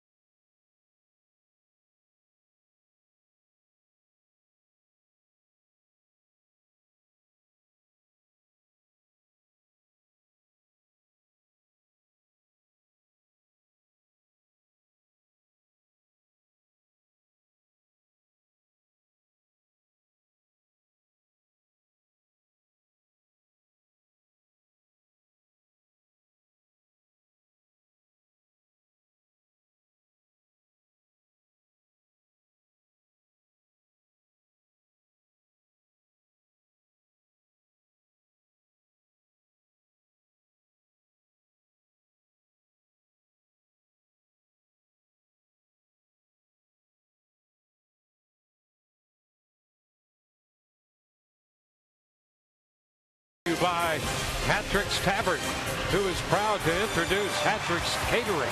Everything you love about Hattrick's can now be brought right to you by Hattrick's Catering and by your Gulf Coast Honda dealers.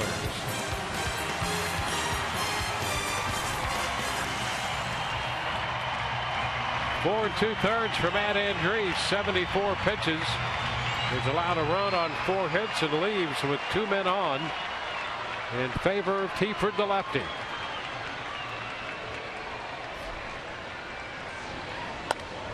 Hosmer takes a big cut and fouls it. Well, Teaford pitched in the first game. 1 inning, 1 hit.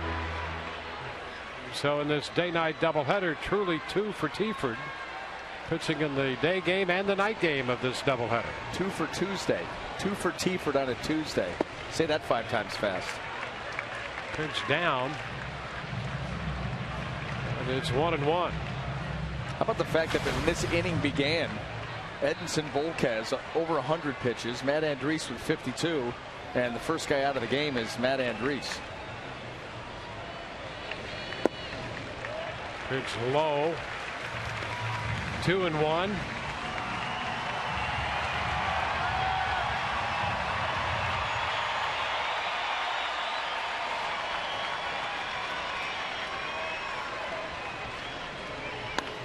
And a check swing back to the mound.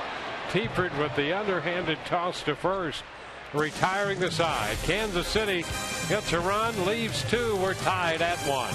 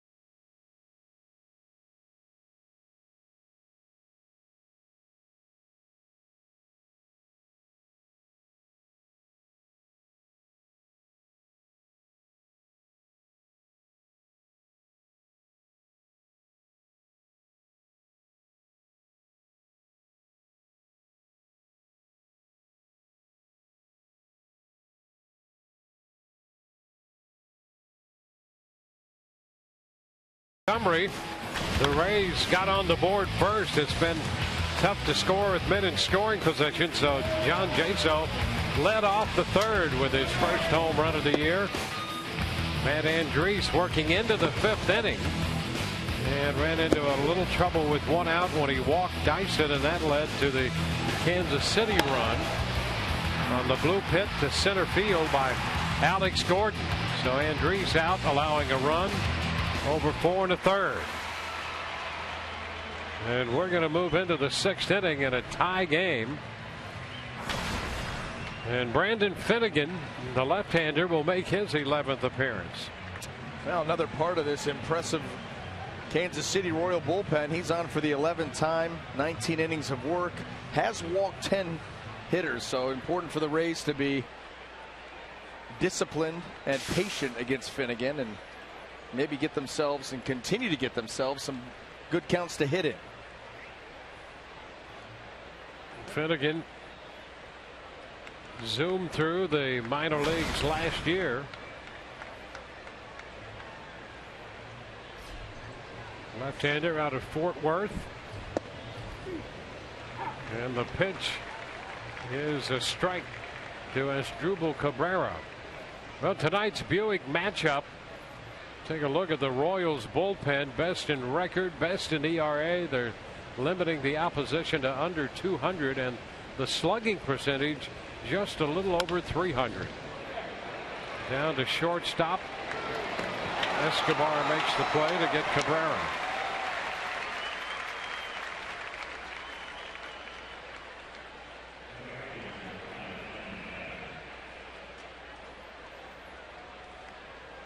Finnegan, a first-round pick in the 2014 draft. He was the 17th player picked.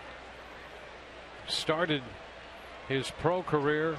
He was in 5 games in Wilmington, went to Northwest Arkansas for 8 games, and then to the Royals, and was in 7 games with them last year. And then into the postseason. That's quite the year. I mean, you start in Wilmington and wind up in the World Series. The same year you were drafted. Yeah. I mean, you were at TCU in the spring.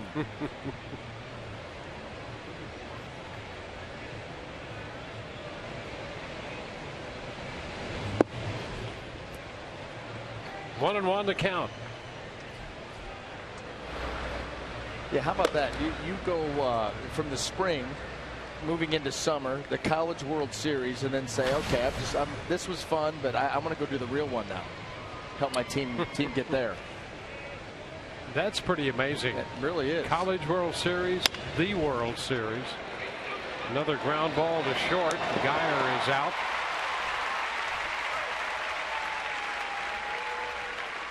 Two up and 2 down. Volquez worked 5 innings, made 101 pitches, 59 for strikes, and gave up just 1 run.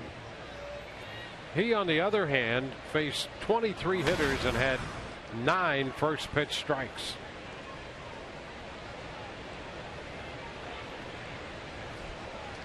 Kevin Kiermaier against the lefty. Pitch is a strike.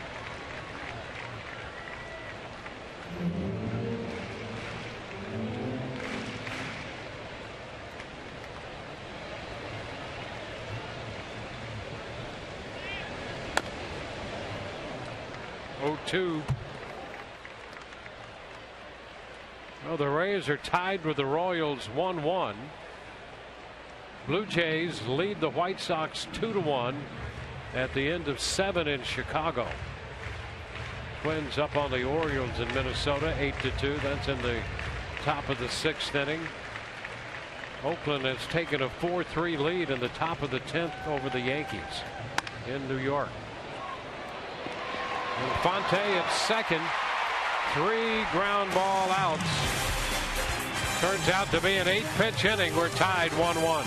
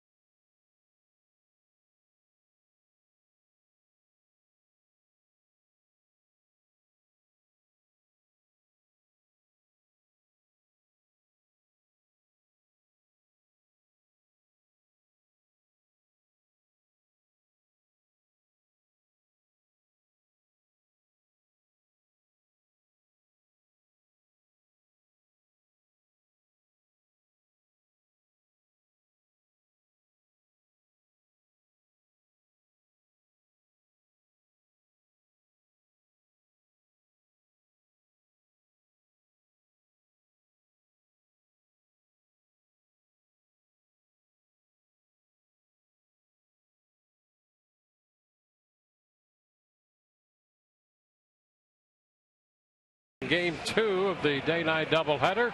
Here's what's coming up tomorrow on Rays Live, the pregame show presented by your Gulf Coast Honda dealers.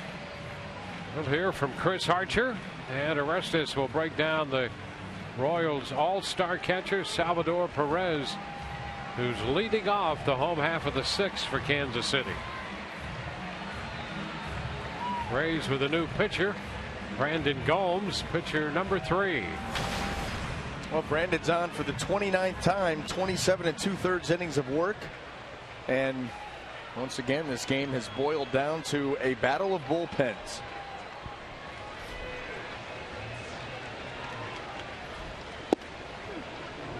First pitch is a strike. Red Sox have beaten the Marlins 4-3.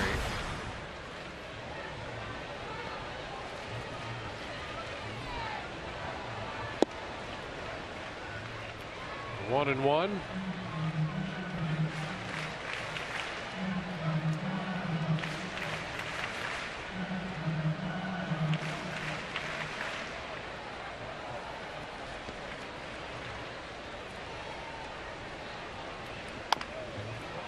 A little number. Longoria has a little time with Perez going down the line. Faster runner, and that's big trouble. But Longoria made a nice pickup and then had time to get Perez. You're forced to play a little bit deep if you see where Evan Longoria is coming from because of Salvador Perez and the fact that he can turn on some balls with power. So that makes that play all the more impressive because you got to cover a lot of ground. But you did have the added benefit of a slower base runner.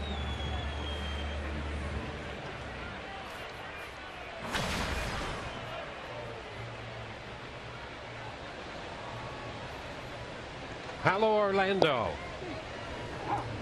First pitch is a strike.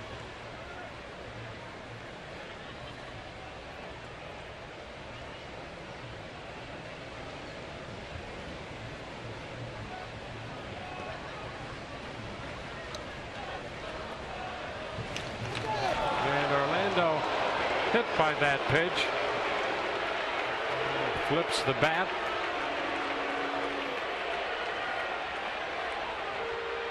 Well, this Kansas City Royals team, we saw early in the season a feisty bunch, and Orlando does not look very happy at all with this. This ball riding up and in, and it got him right in the middle of the back. You see the look out there, and I'm sure that he is convinced in his own mind that that was on purpose. Yeah, they had in April, a very active April, in a stretch of 6 games. They had 9 ejections and all kinds of things going on. So they're a touchy bunch indeed. And Orlando goes down to first.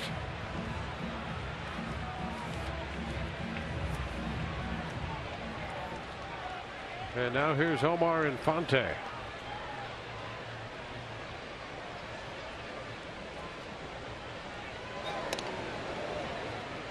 Orlando back in.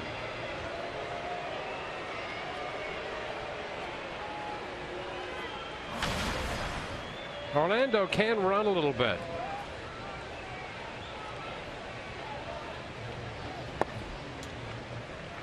One ball, no strikes.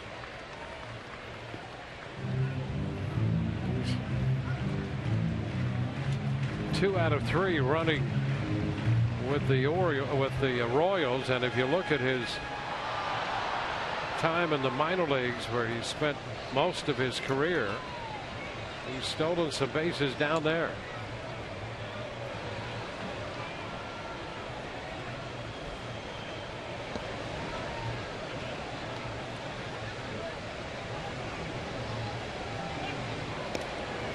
And Gomes continues to keep an eye on him. He had 34 steals at Omaha last year.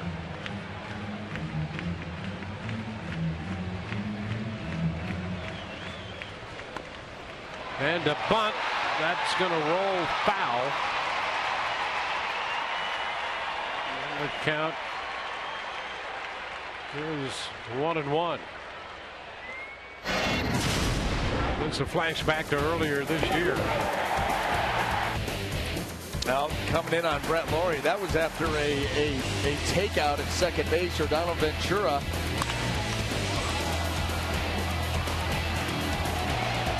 Yeah, you can see that a couple of times with Ventura.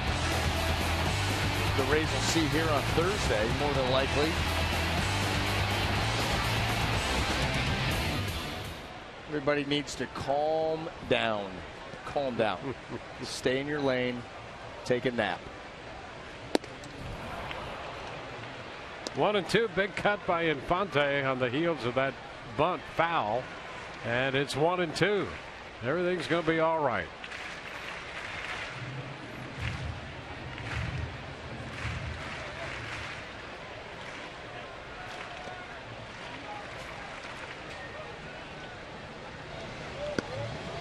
Into the dirt. 2-2. How about the block? And I'll tell you, that was a great block. I'll tell you this: a couple guys are hitting the first game of this doubleheader here. The way the Rays are going, they're not hitting anybody on purpose. In a tie ball game? Yeah. So that little act by Orlando has nothing to do with reality. It seems to be the collective mindset of this ball club. Us against the world. We're young. We're feisty. Unfinished business. Ground ball. Forsythe takes it. And Orlando quickly in at second base. Forsythe got that leg out of the way. And so Orlando has his own mindset. He's out at second base on the force. He's had a nice day. Had a walk-off grand slam. Enjoy yourself. Feeling pretty good. Coming in aggressively here. Look at Logan. He's looking to take him out. Not only keep the double play from being turned, but look at him come in there pretty hard on Logan Forsythe. So, yeah, you know that there's... Well, you know what? You got 2 more games with this team as well as the rest of this one. So I'm sure we'll see something spark up. Cuthbert drops a base hit into center field. Down to second goes Infante. So Cuthbert, who had a base hit in the first game, picking up his first hit, has a hit here in the second game.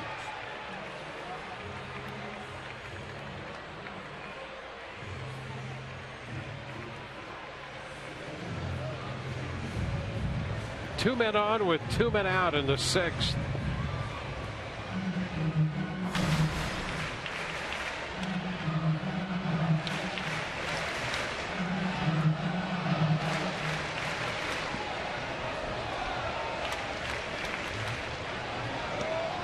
Dyson, who walked, stole second, and scored his last time up.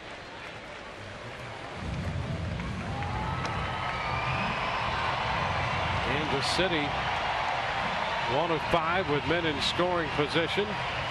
The Rays have gone 0 for 8 in this game with men in scoring position after going 1 for 10 in the first game.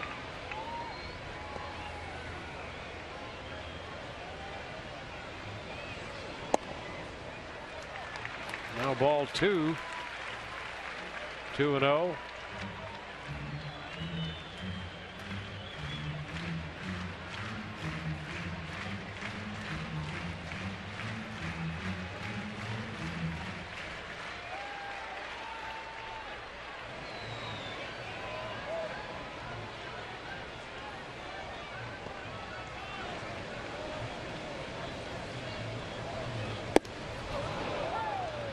Two balls and a strike.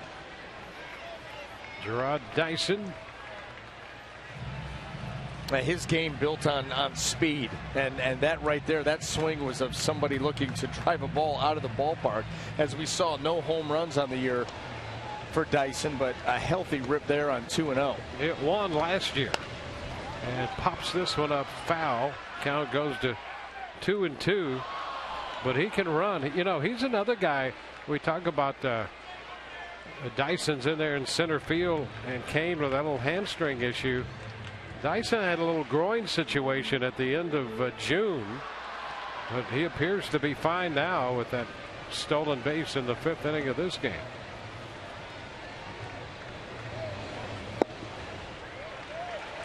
That runs the count full. So with 2 outs, Infante will be off second base, and Cuthbert will trail off first.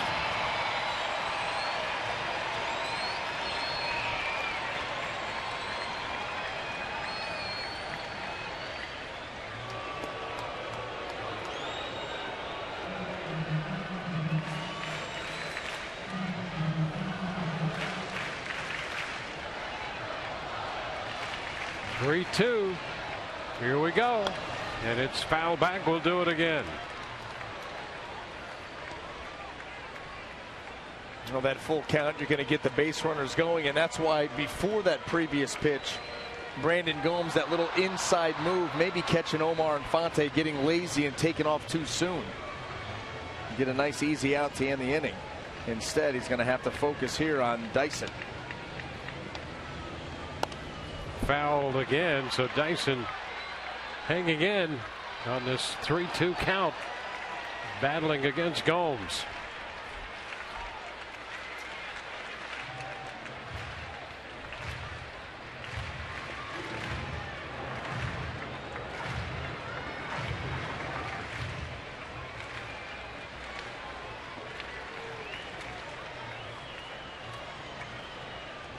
And that's going to load the bases.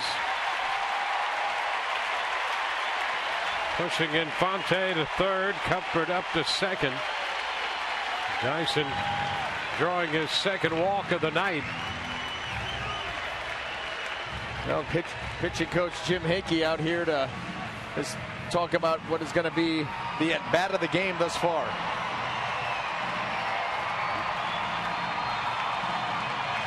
Jim Hickey talks it over. It's time to tweet your strongest fan photo. Use the hashtag #SSDataStrongFan, and you just might see yourself in an upcoming broadcast brought to you by T-Mobile.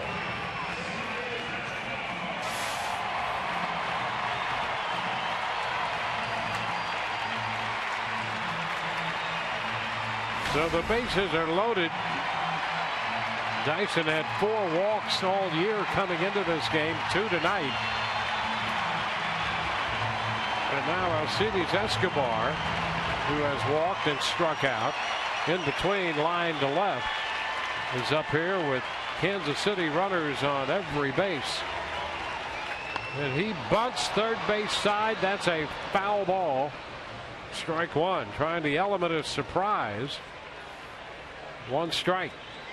And he bunted that, and it's tough when you're on the move and you're trying to get down the baseline. He ends up bunting this too hard. Look where Evan Longoria is. He's close enough that he'd be able to close on that and make a play. So it wasn't that much of a surprise. And quite frankly, the bunt was struck too well. It was going to get to Evan quick.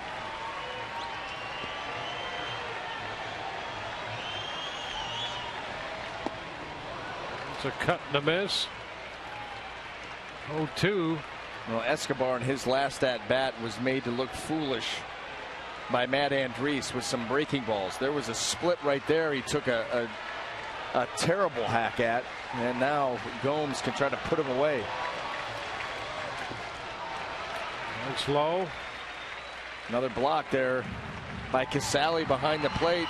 Not a very easy pitch to handle. It's far enough out in front of him that you could get a deflection. Great job of smothering that pitch.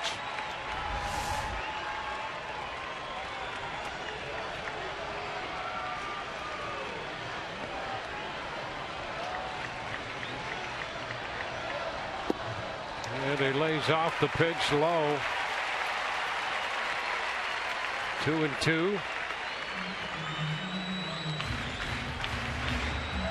Colomé in the bullpen for the Rays.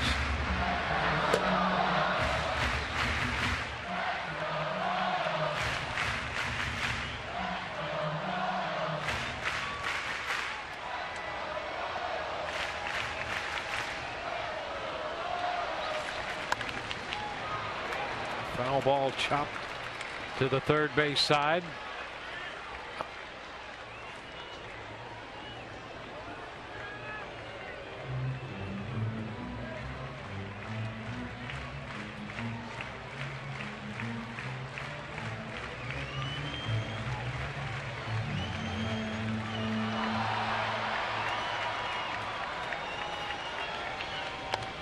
Another foul ball back. Well, it was a long at bat by Dyson. 9 pitches to draw the walk. It's been a 25-pitch inning here for Gomes. He's got the aggressive Alcides Escobar up there now. He took 1 pitch down and fouled off a couple.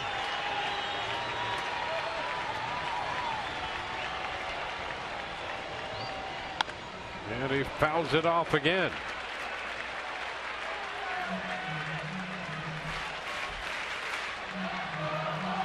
A 1-1 tie. Kansas City loading the bases. 2 outs in the 6th. And that was a split finger there by Brandon that stayed up in the zone. And, you know, he's typically not used to a workload quite like this. Not in 1 inning. Got to really, really concentrate on execution. And there's a take for ball 3. You know, Escobar had walked 12 times all year. And Andres walked him on 4 pitches in the first. Now he's really extended this at bat. And he took a split there. We see a lot of guys swing at. So you wonder if he's getting comfortable with that pitch in this extended at bat. Loud in here right now. 3-2 and another foul ball. That was the fastball. Well, and now, okay, this is, you talk about having to make a pitch in a big spot. The right pitch here would be to go back to the split after that fastball. You got him in swing mode. He took a healthy cut there. You throw a split right off of that fastball, and he's not going to be able to hold up.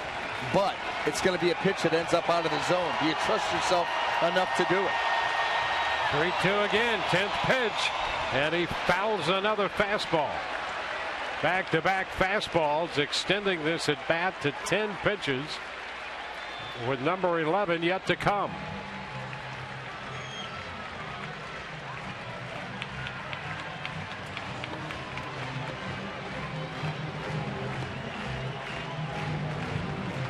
Rays got a run in the 3rd. Kansas City got a run in the 5th.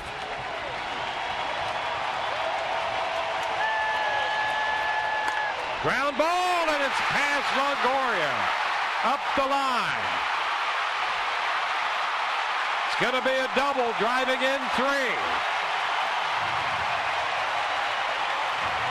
What an at bat by Escobar. On the 30th pitch of the inning made by Gomes.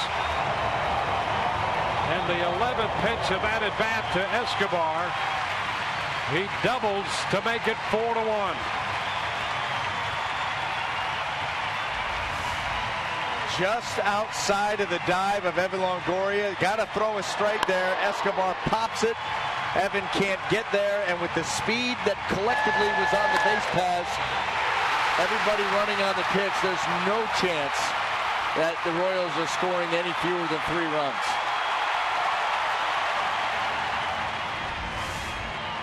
That's it for Gomes. Back in a moment.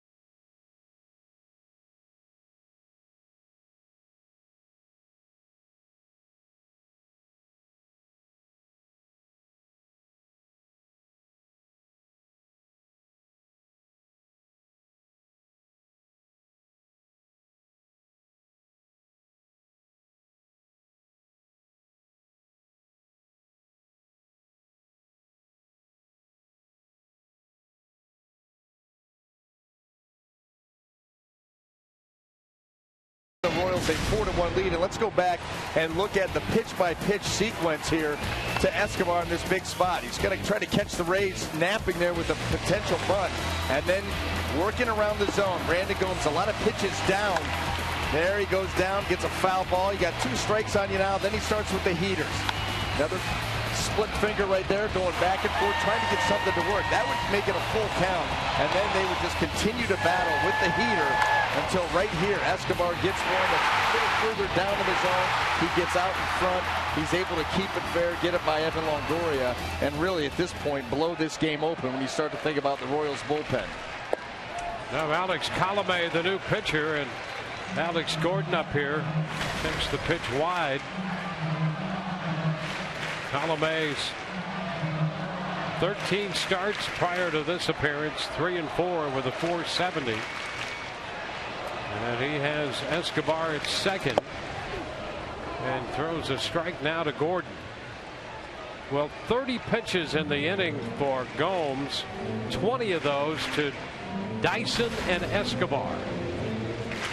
But put together 2 really good at-bats. I mean, battling at-bats, taking pitches, working counts.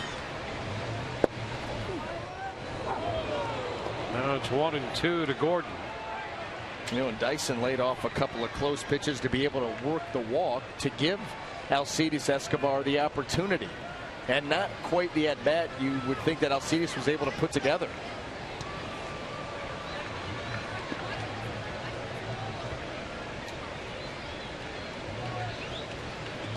Into the dirt, blocked by Casale, and boy, he's had an active inning behind the plate.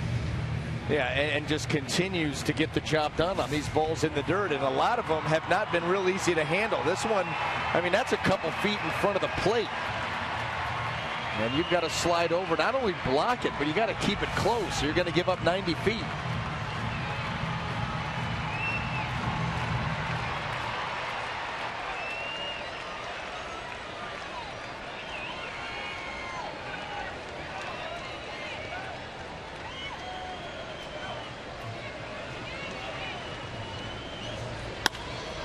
And a base hit the other way.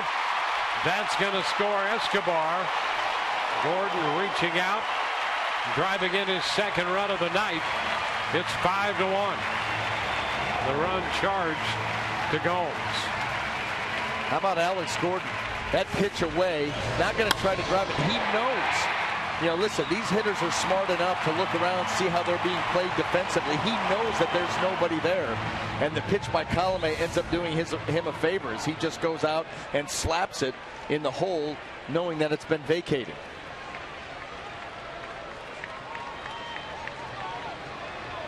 Runner at first for Kendrys Morales. And a first pitch strike.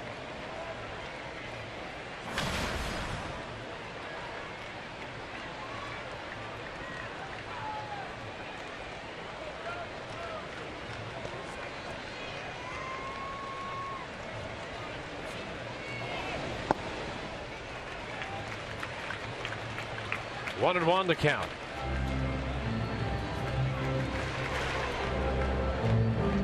Infante, Cuthbert, Dyson, and Escobar have all scored in this inning.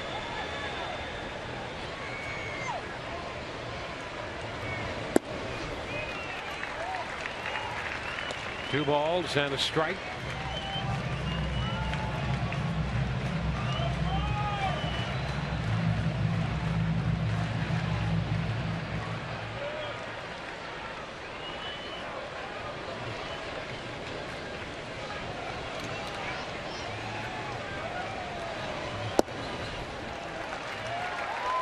Three and one.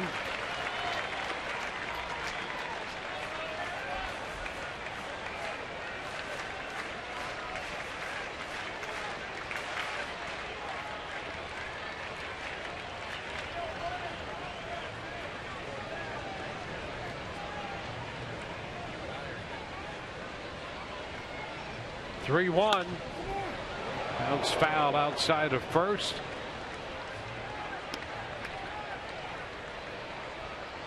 The count full.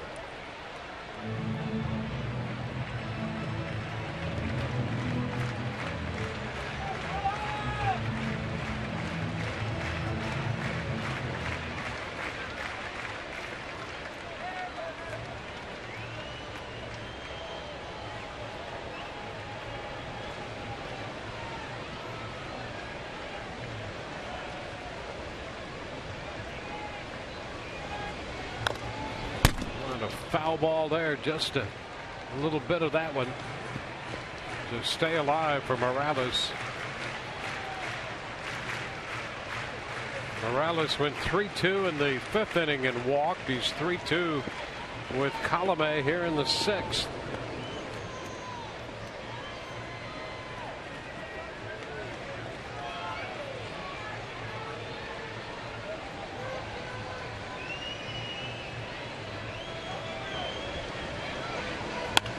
Up the middle and a base hit into center. Gordon's going to go to third.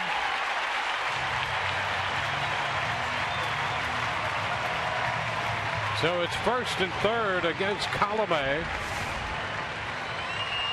And Eric Hosmer will be up after the base hit to center by Morales. Well, fastball straight as an arrow up in the zone, and Morales smoked that line drive right off the mound. Alex Gordon moving on the pitch, gets to third easily, and the Royals don't look like they're finished yet.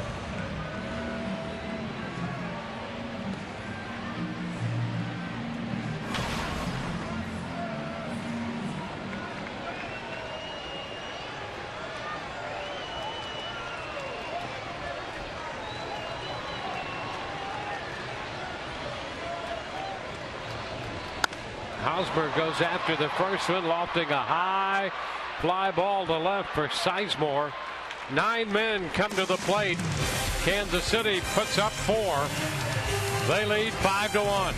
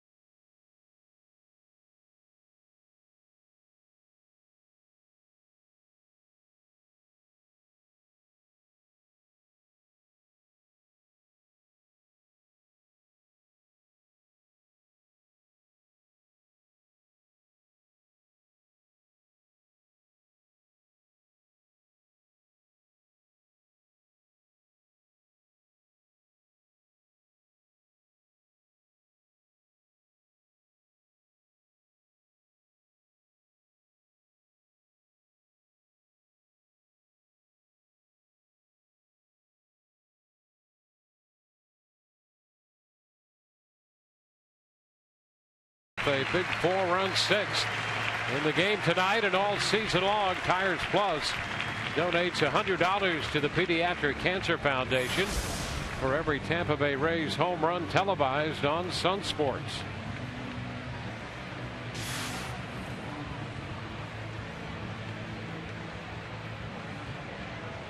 Kurt Casale will lead off the 7th inning now for the Rays.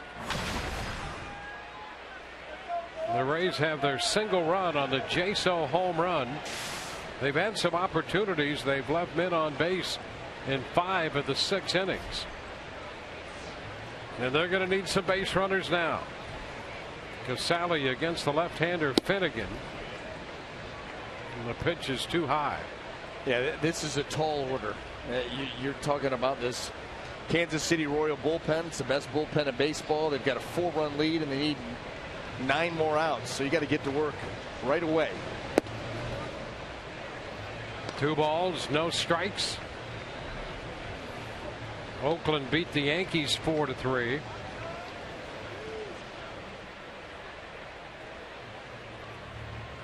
And the Red Sox won their game over Miami.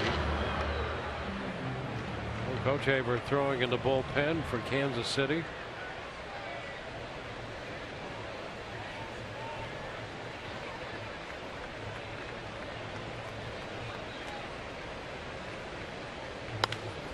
Casale lifts that one foul.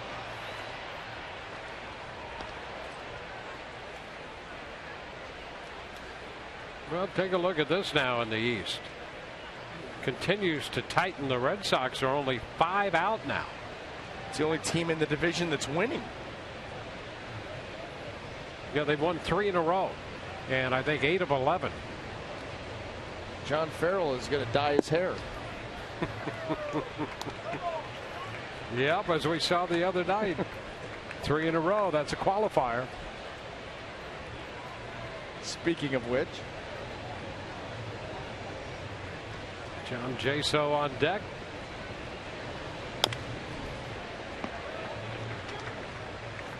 The count will go full on Kurt Casale.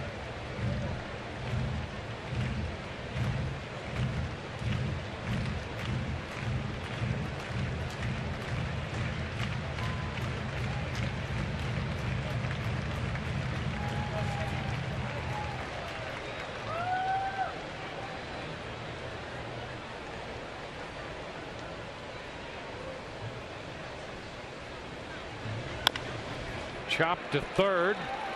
Cuthbert with a long throw, and he shows a very good arm there. And that's another thing they like about him. Cuthbert, a young infielder out of Nicaragua.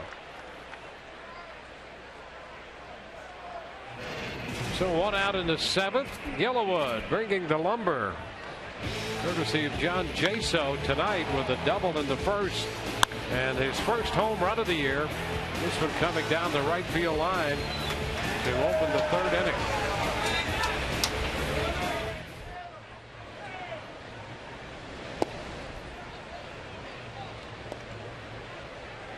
Want to know the count to Jaso.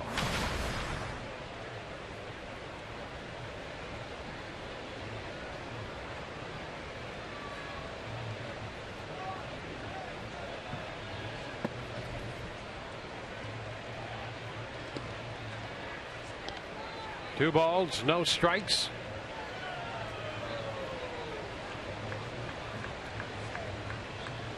Twins have opened an 8-3 lead on the Orioles.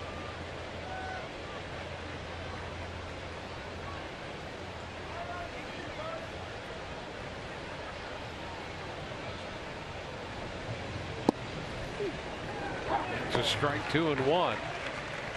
White Sox batting in the bottom of the 9th, trailing Toronto 2-1. They have the potential tying run at 3rd with 2 outs in the bottom of the 9th inning.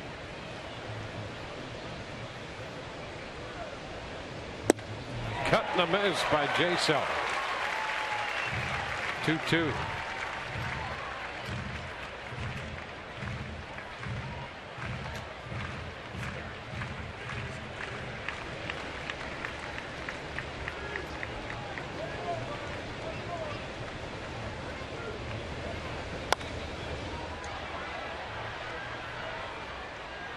We'll see another 2-2 pitch. Jaso battling the left-hander.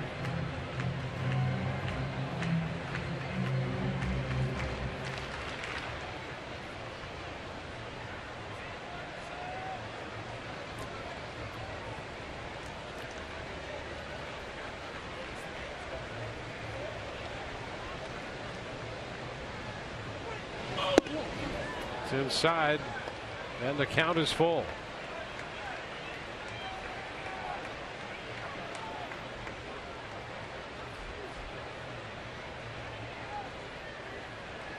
It's Joey Butler on deck.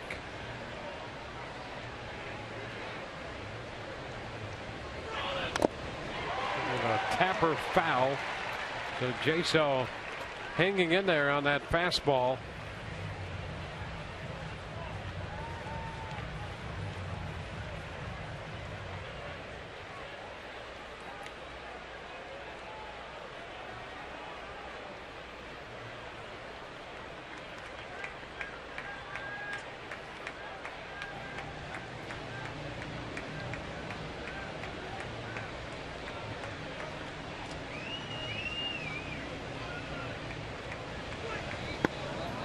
And there's ball 4. So Jaso on for the third time in this game.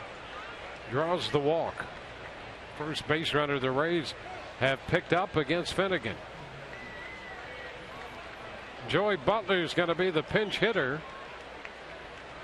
And there's Ned Yost, the Kansas City manager, walking to the mound. We'll be back with the new pitcher after this.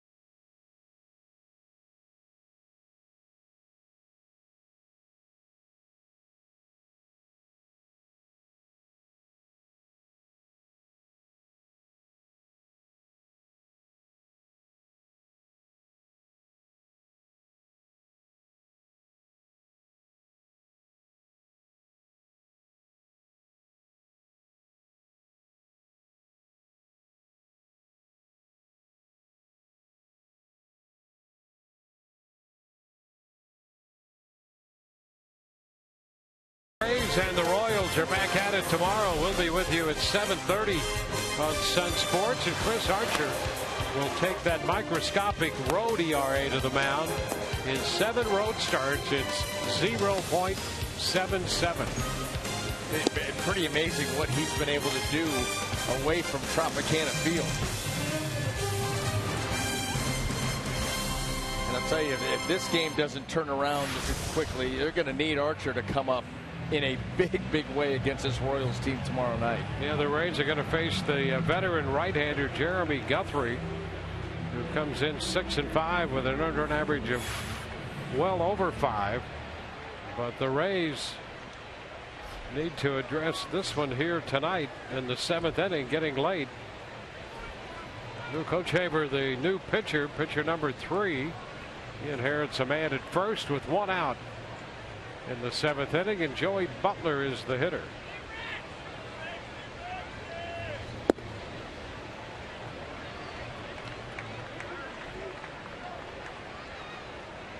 Butler was 1 for 4, had a hit, a run scored, and a walk in the first game.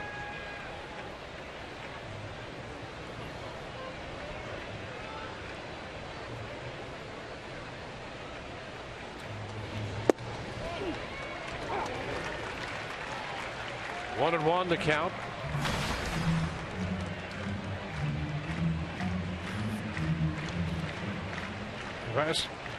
Volquez worked 5, Hennigan an inning and a third. He leaves with a man on.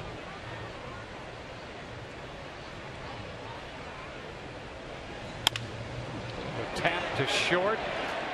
Out at second. Out at first on a 6-3 double play handled by Escobar to Hosmer. We're in the middle of the 7th inning here in Kansas City. 5-1 Kansas City.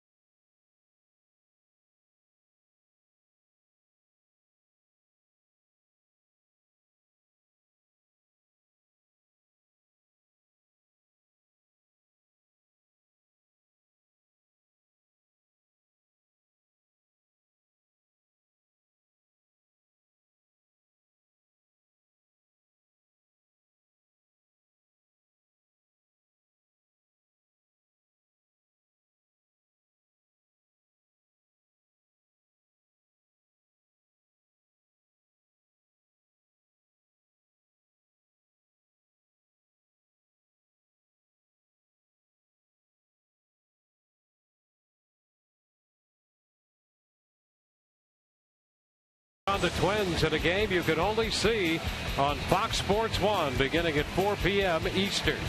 Then at 7 p.m. Eastern, it's baseball night in America as the Yankees battle the Red Sox on your local Fox station. It's all this week on your home for baseball every Saturday, Fox and Fox Sports 1. We go to the Kansas City half of the 7th.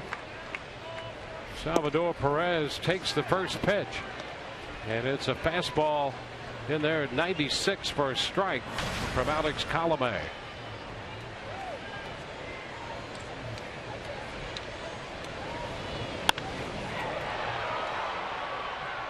Foul ball into the seats, and a catch down there in the front row.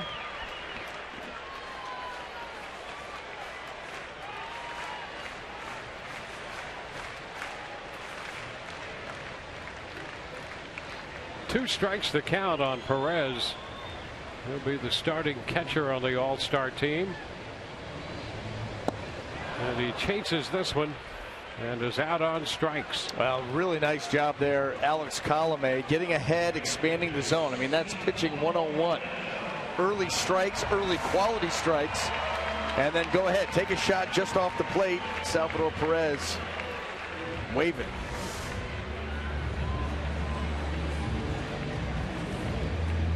Well, here's Paulo Orlando. A couple of strikeouts tonight, hit by a pitch his last time up.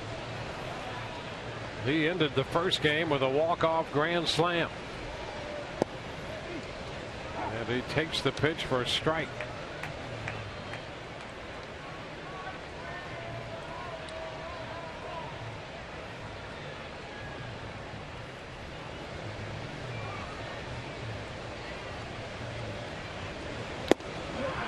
A big cut there and missed 0-2. Well, the curveball right to the slider. A difference of about 8 miles an hour.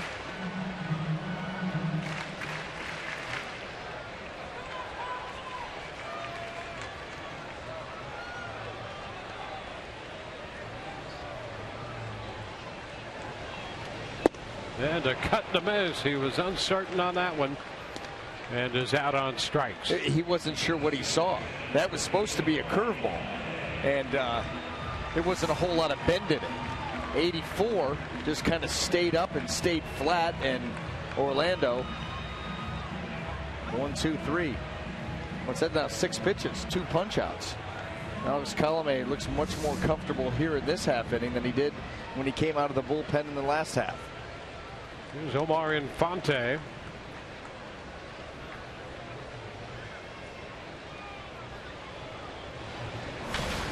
Infante had a base hit in the second inning, reached on a fielder's choice in the 6th and scored a run.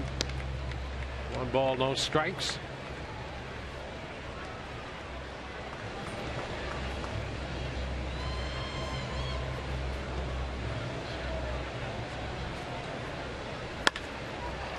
Down to short, glove by Cabrera, and a nice throw across his body to get Infante.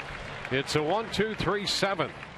We're headed into the 8th as we take another look at the handiwork of Cabrera from shortstop. It's 5-1 Kansas City.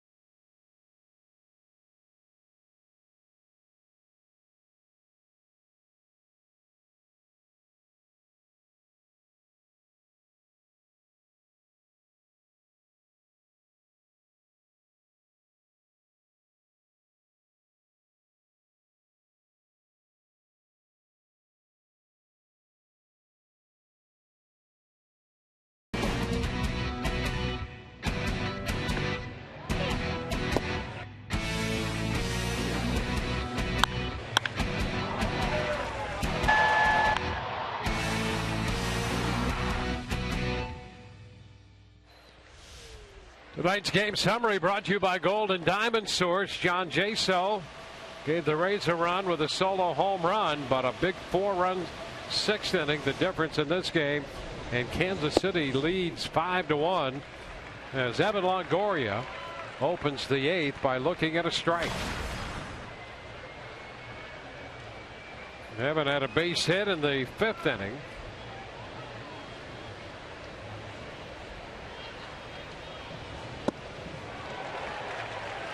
Go 2.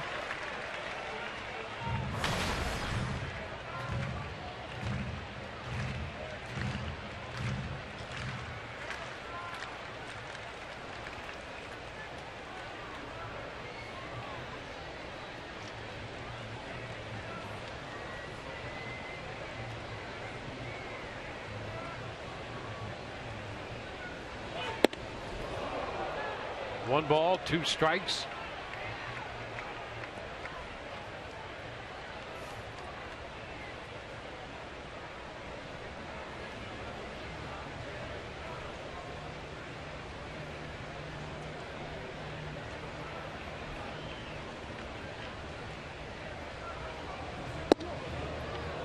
Stays inside.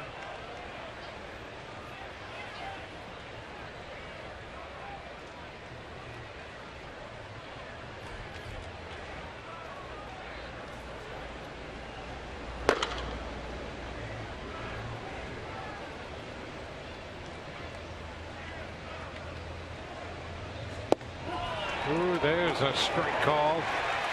Longoria caught looking on the fastball by Hochevar.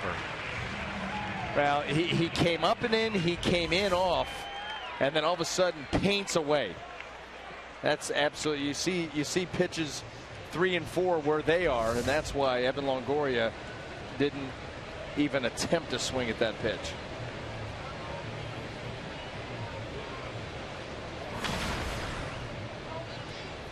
Here's James Loney.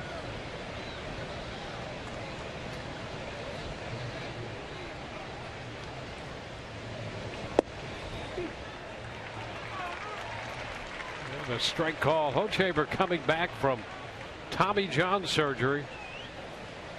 He missed all of last year. He went to the bullpen in 2013 after attempts to make him a starting pitcher. And he pitched very well out of the bullpen. He was 8-16 in 2012 with a .573 earned run average. But in the bullpen, an ERA of under 2 in 58 appearances.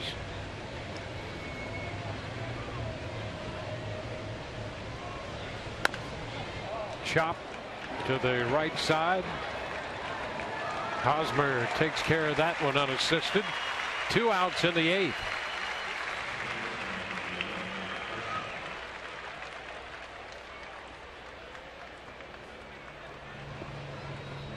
Two up and 2 down for Logan Forsythe.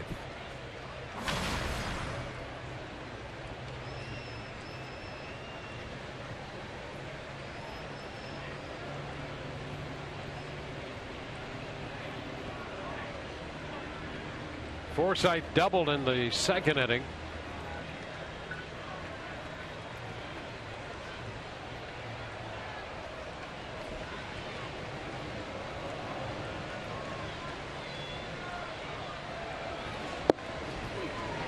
The first pitch is a strike.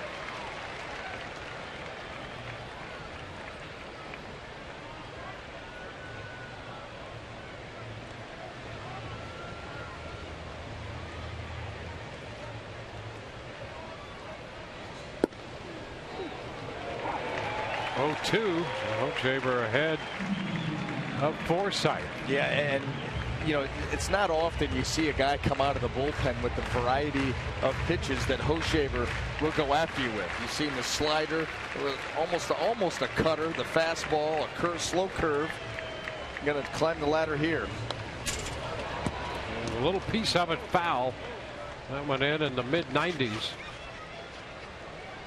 Just so many quality options for Ned Yost to turn to.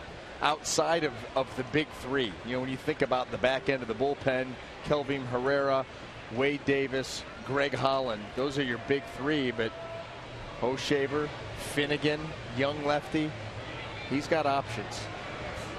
And they're cutting them in. Forsythe out. 1, 2, 3. Go the Rays. Bottom of the 8th coming up. Still 5-1 Kansas City.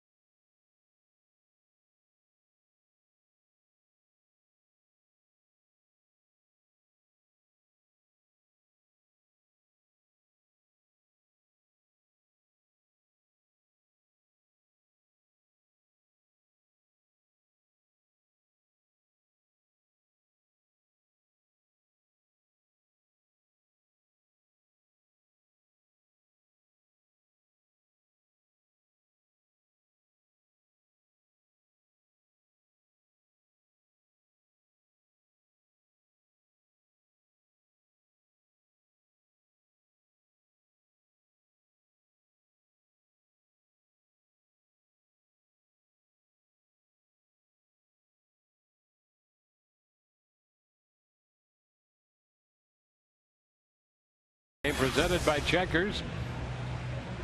We'll be anchoring the coverage here from Kansas City. We'll hear from Kevin Cash with the manager's press conference and Todd Callis gathering interviews from the clubhouse.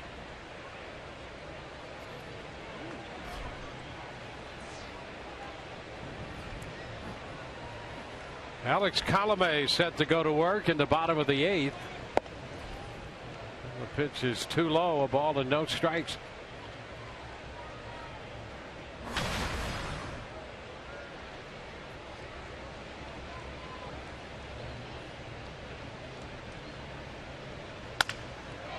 Down to third. Longoria makes that play. Cuthbert the first out in the 8th. Well, Kansas City won the first game 9-5. A crowd of 22,386. 28,119 here for the second game.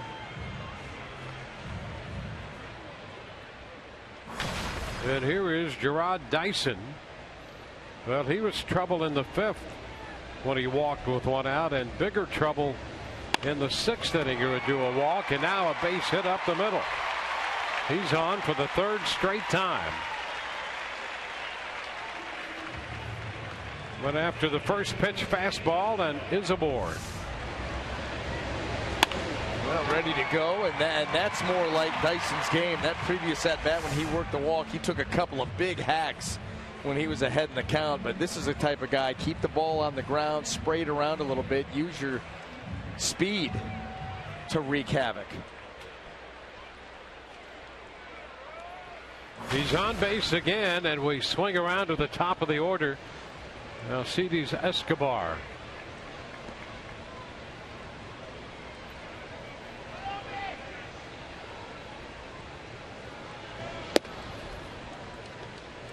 Ball one wide.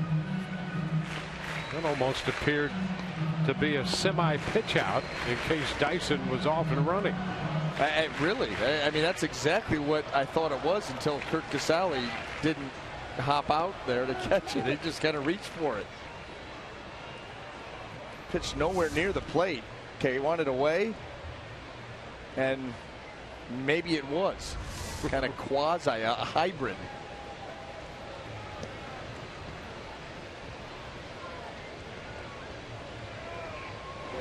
Over to first. Dyson back in. Well, thinking about the running game, he's already victimized the Rays earlier after taking a walk, swiping second base, and scoring.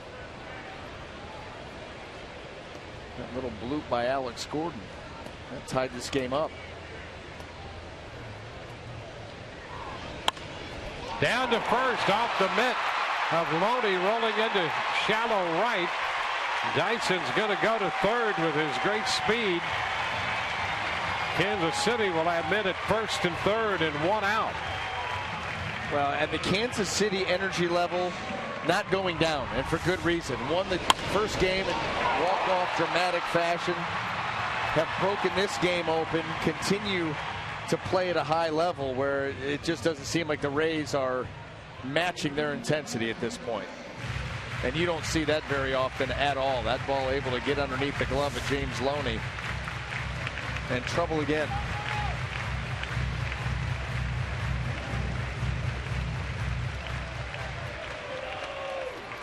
Alex Gordon, a big night.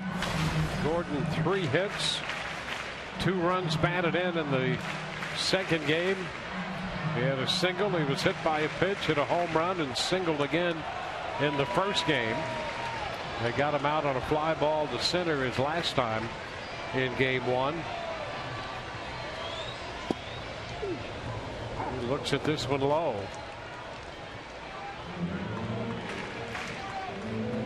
So he was on base 4 times in 5 plate appearances in the first game, 3 times on 4 plate appearances in the nightcap.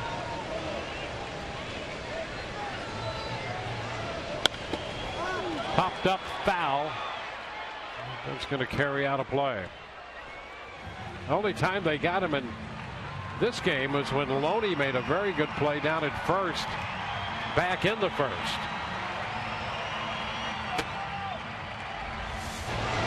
Take a look at Casale. Ooh, the backswing got him. Dislodged the helmet and the mask all at the same time.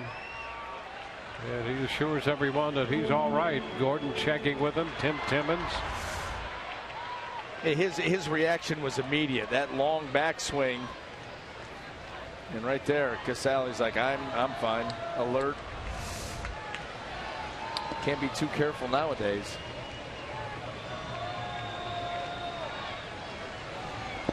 Into the dirt. Well, someone hasn't shut down the effort level. Curt Casale's been active behind that plate all day long. It's been a busy night for him back there. And not a lot of easy chances.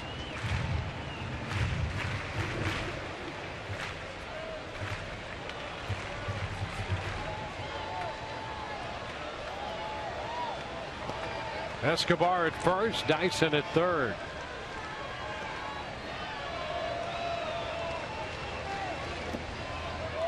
And again, a cover up by Casale.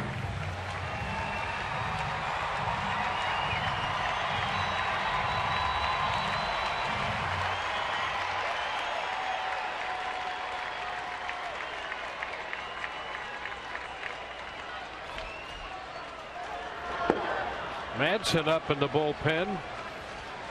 Ryan Madsen, 34-year-old right-hander.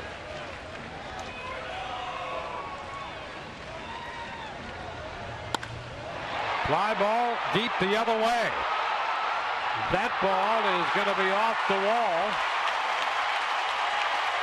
Butler with the pickup and 2-run score. Gordon continues his torrid hitting and drives in 2 more. It's 7-1.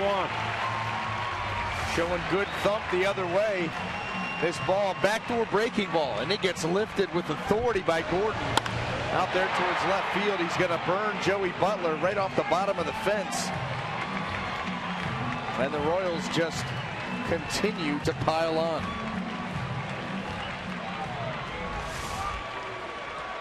Well, a 4-hit game, the 11th 4-hit game for Gordon.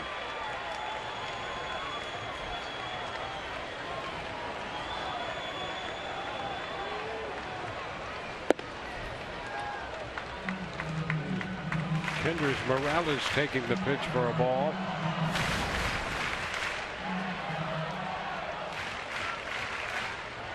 Five hits surrendered by Colomé.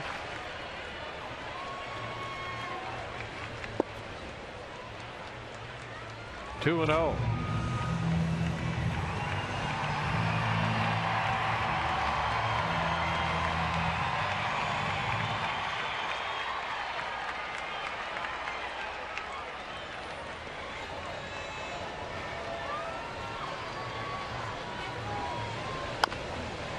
Number. Colomé flips to first, over to third. Gordon advances. Morales is the second out.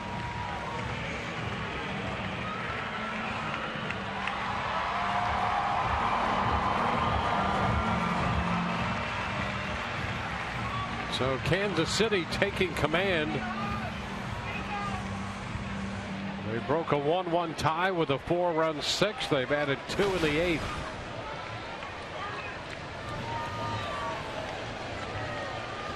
Here's Hosmer.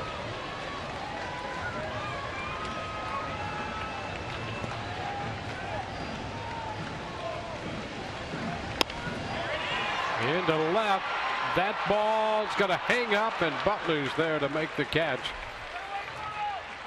Kansas City out, but they score 2.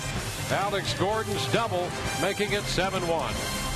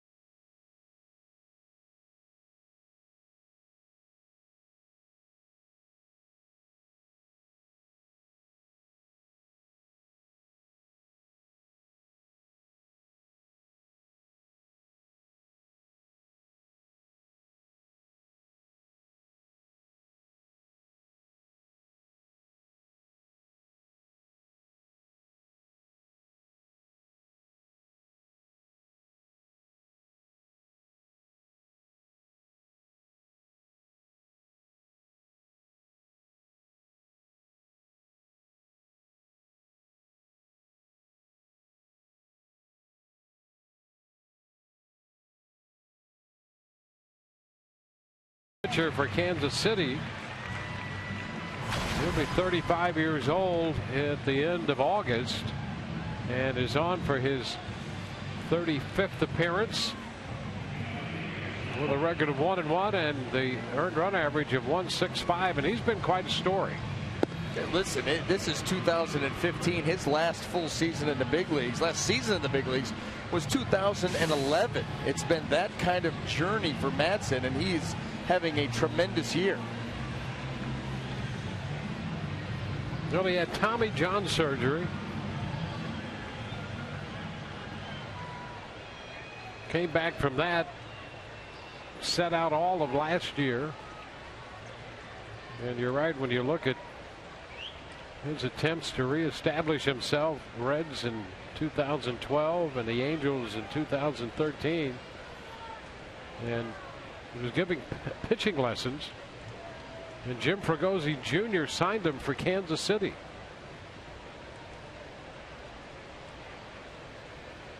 Here's Asdrubal Cabrera. And the pitch is a strike. Cabrera 0 for 3 in this game.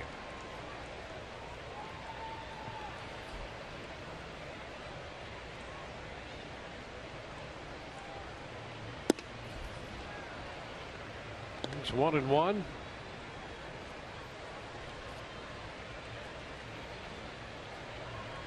Marquez for 5, Hennigan an inning and a third, Hochevar an inning and 2/3, and now it's Madsen. A little close. He did not go. The count is 2-1.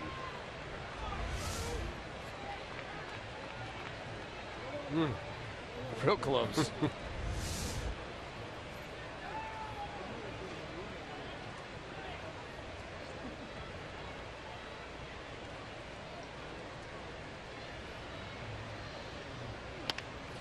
Popped up to the left side.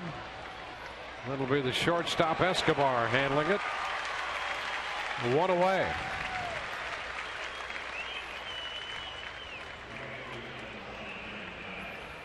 Now Brandon Geyer, who's 0 for 2 with a walk.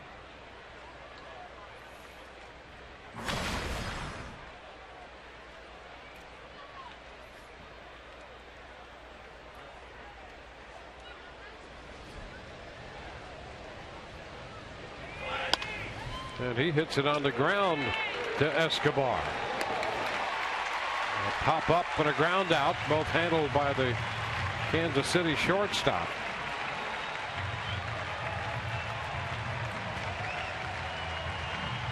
Now this has been an all too familiar refrain when facing this Royals ball club. They get a lead, they turn it over to the bullpen. We haven't even seen the big boys, and they continue to throw up zeros. And the Rays, it looks like their struggles here at Kauffman Stadium are going to continue. Kiermaier takes a strike.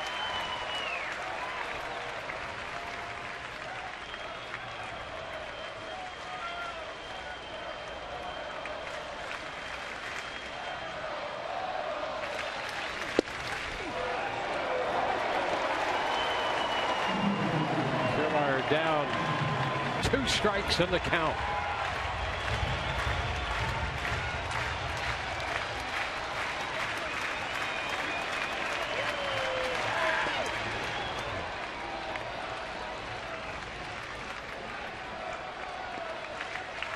Kansas City won the first game today 9-5 on a walk-off grand slam. They got 4 in the 6th of the nightcap to break a 1-1 tie, and they now lead 7-1. Line shot, it's caught by the first baseman Hosmer to end this game. Rays go down in order in the 9th inning, and Kansas City wins this one 7-1 to take both ends of the day-night doubleheader. 9-5 in the first game, 7-1 in the nightcap. For Brian Anderson, Todd Callis, and the rest of our crew, Dwayne Stats, hope you've enjoyed the telecast. If not the outcome, we'll be with you tomorrow at 7:30. Rays Live, the postgame comes your way next.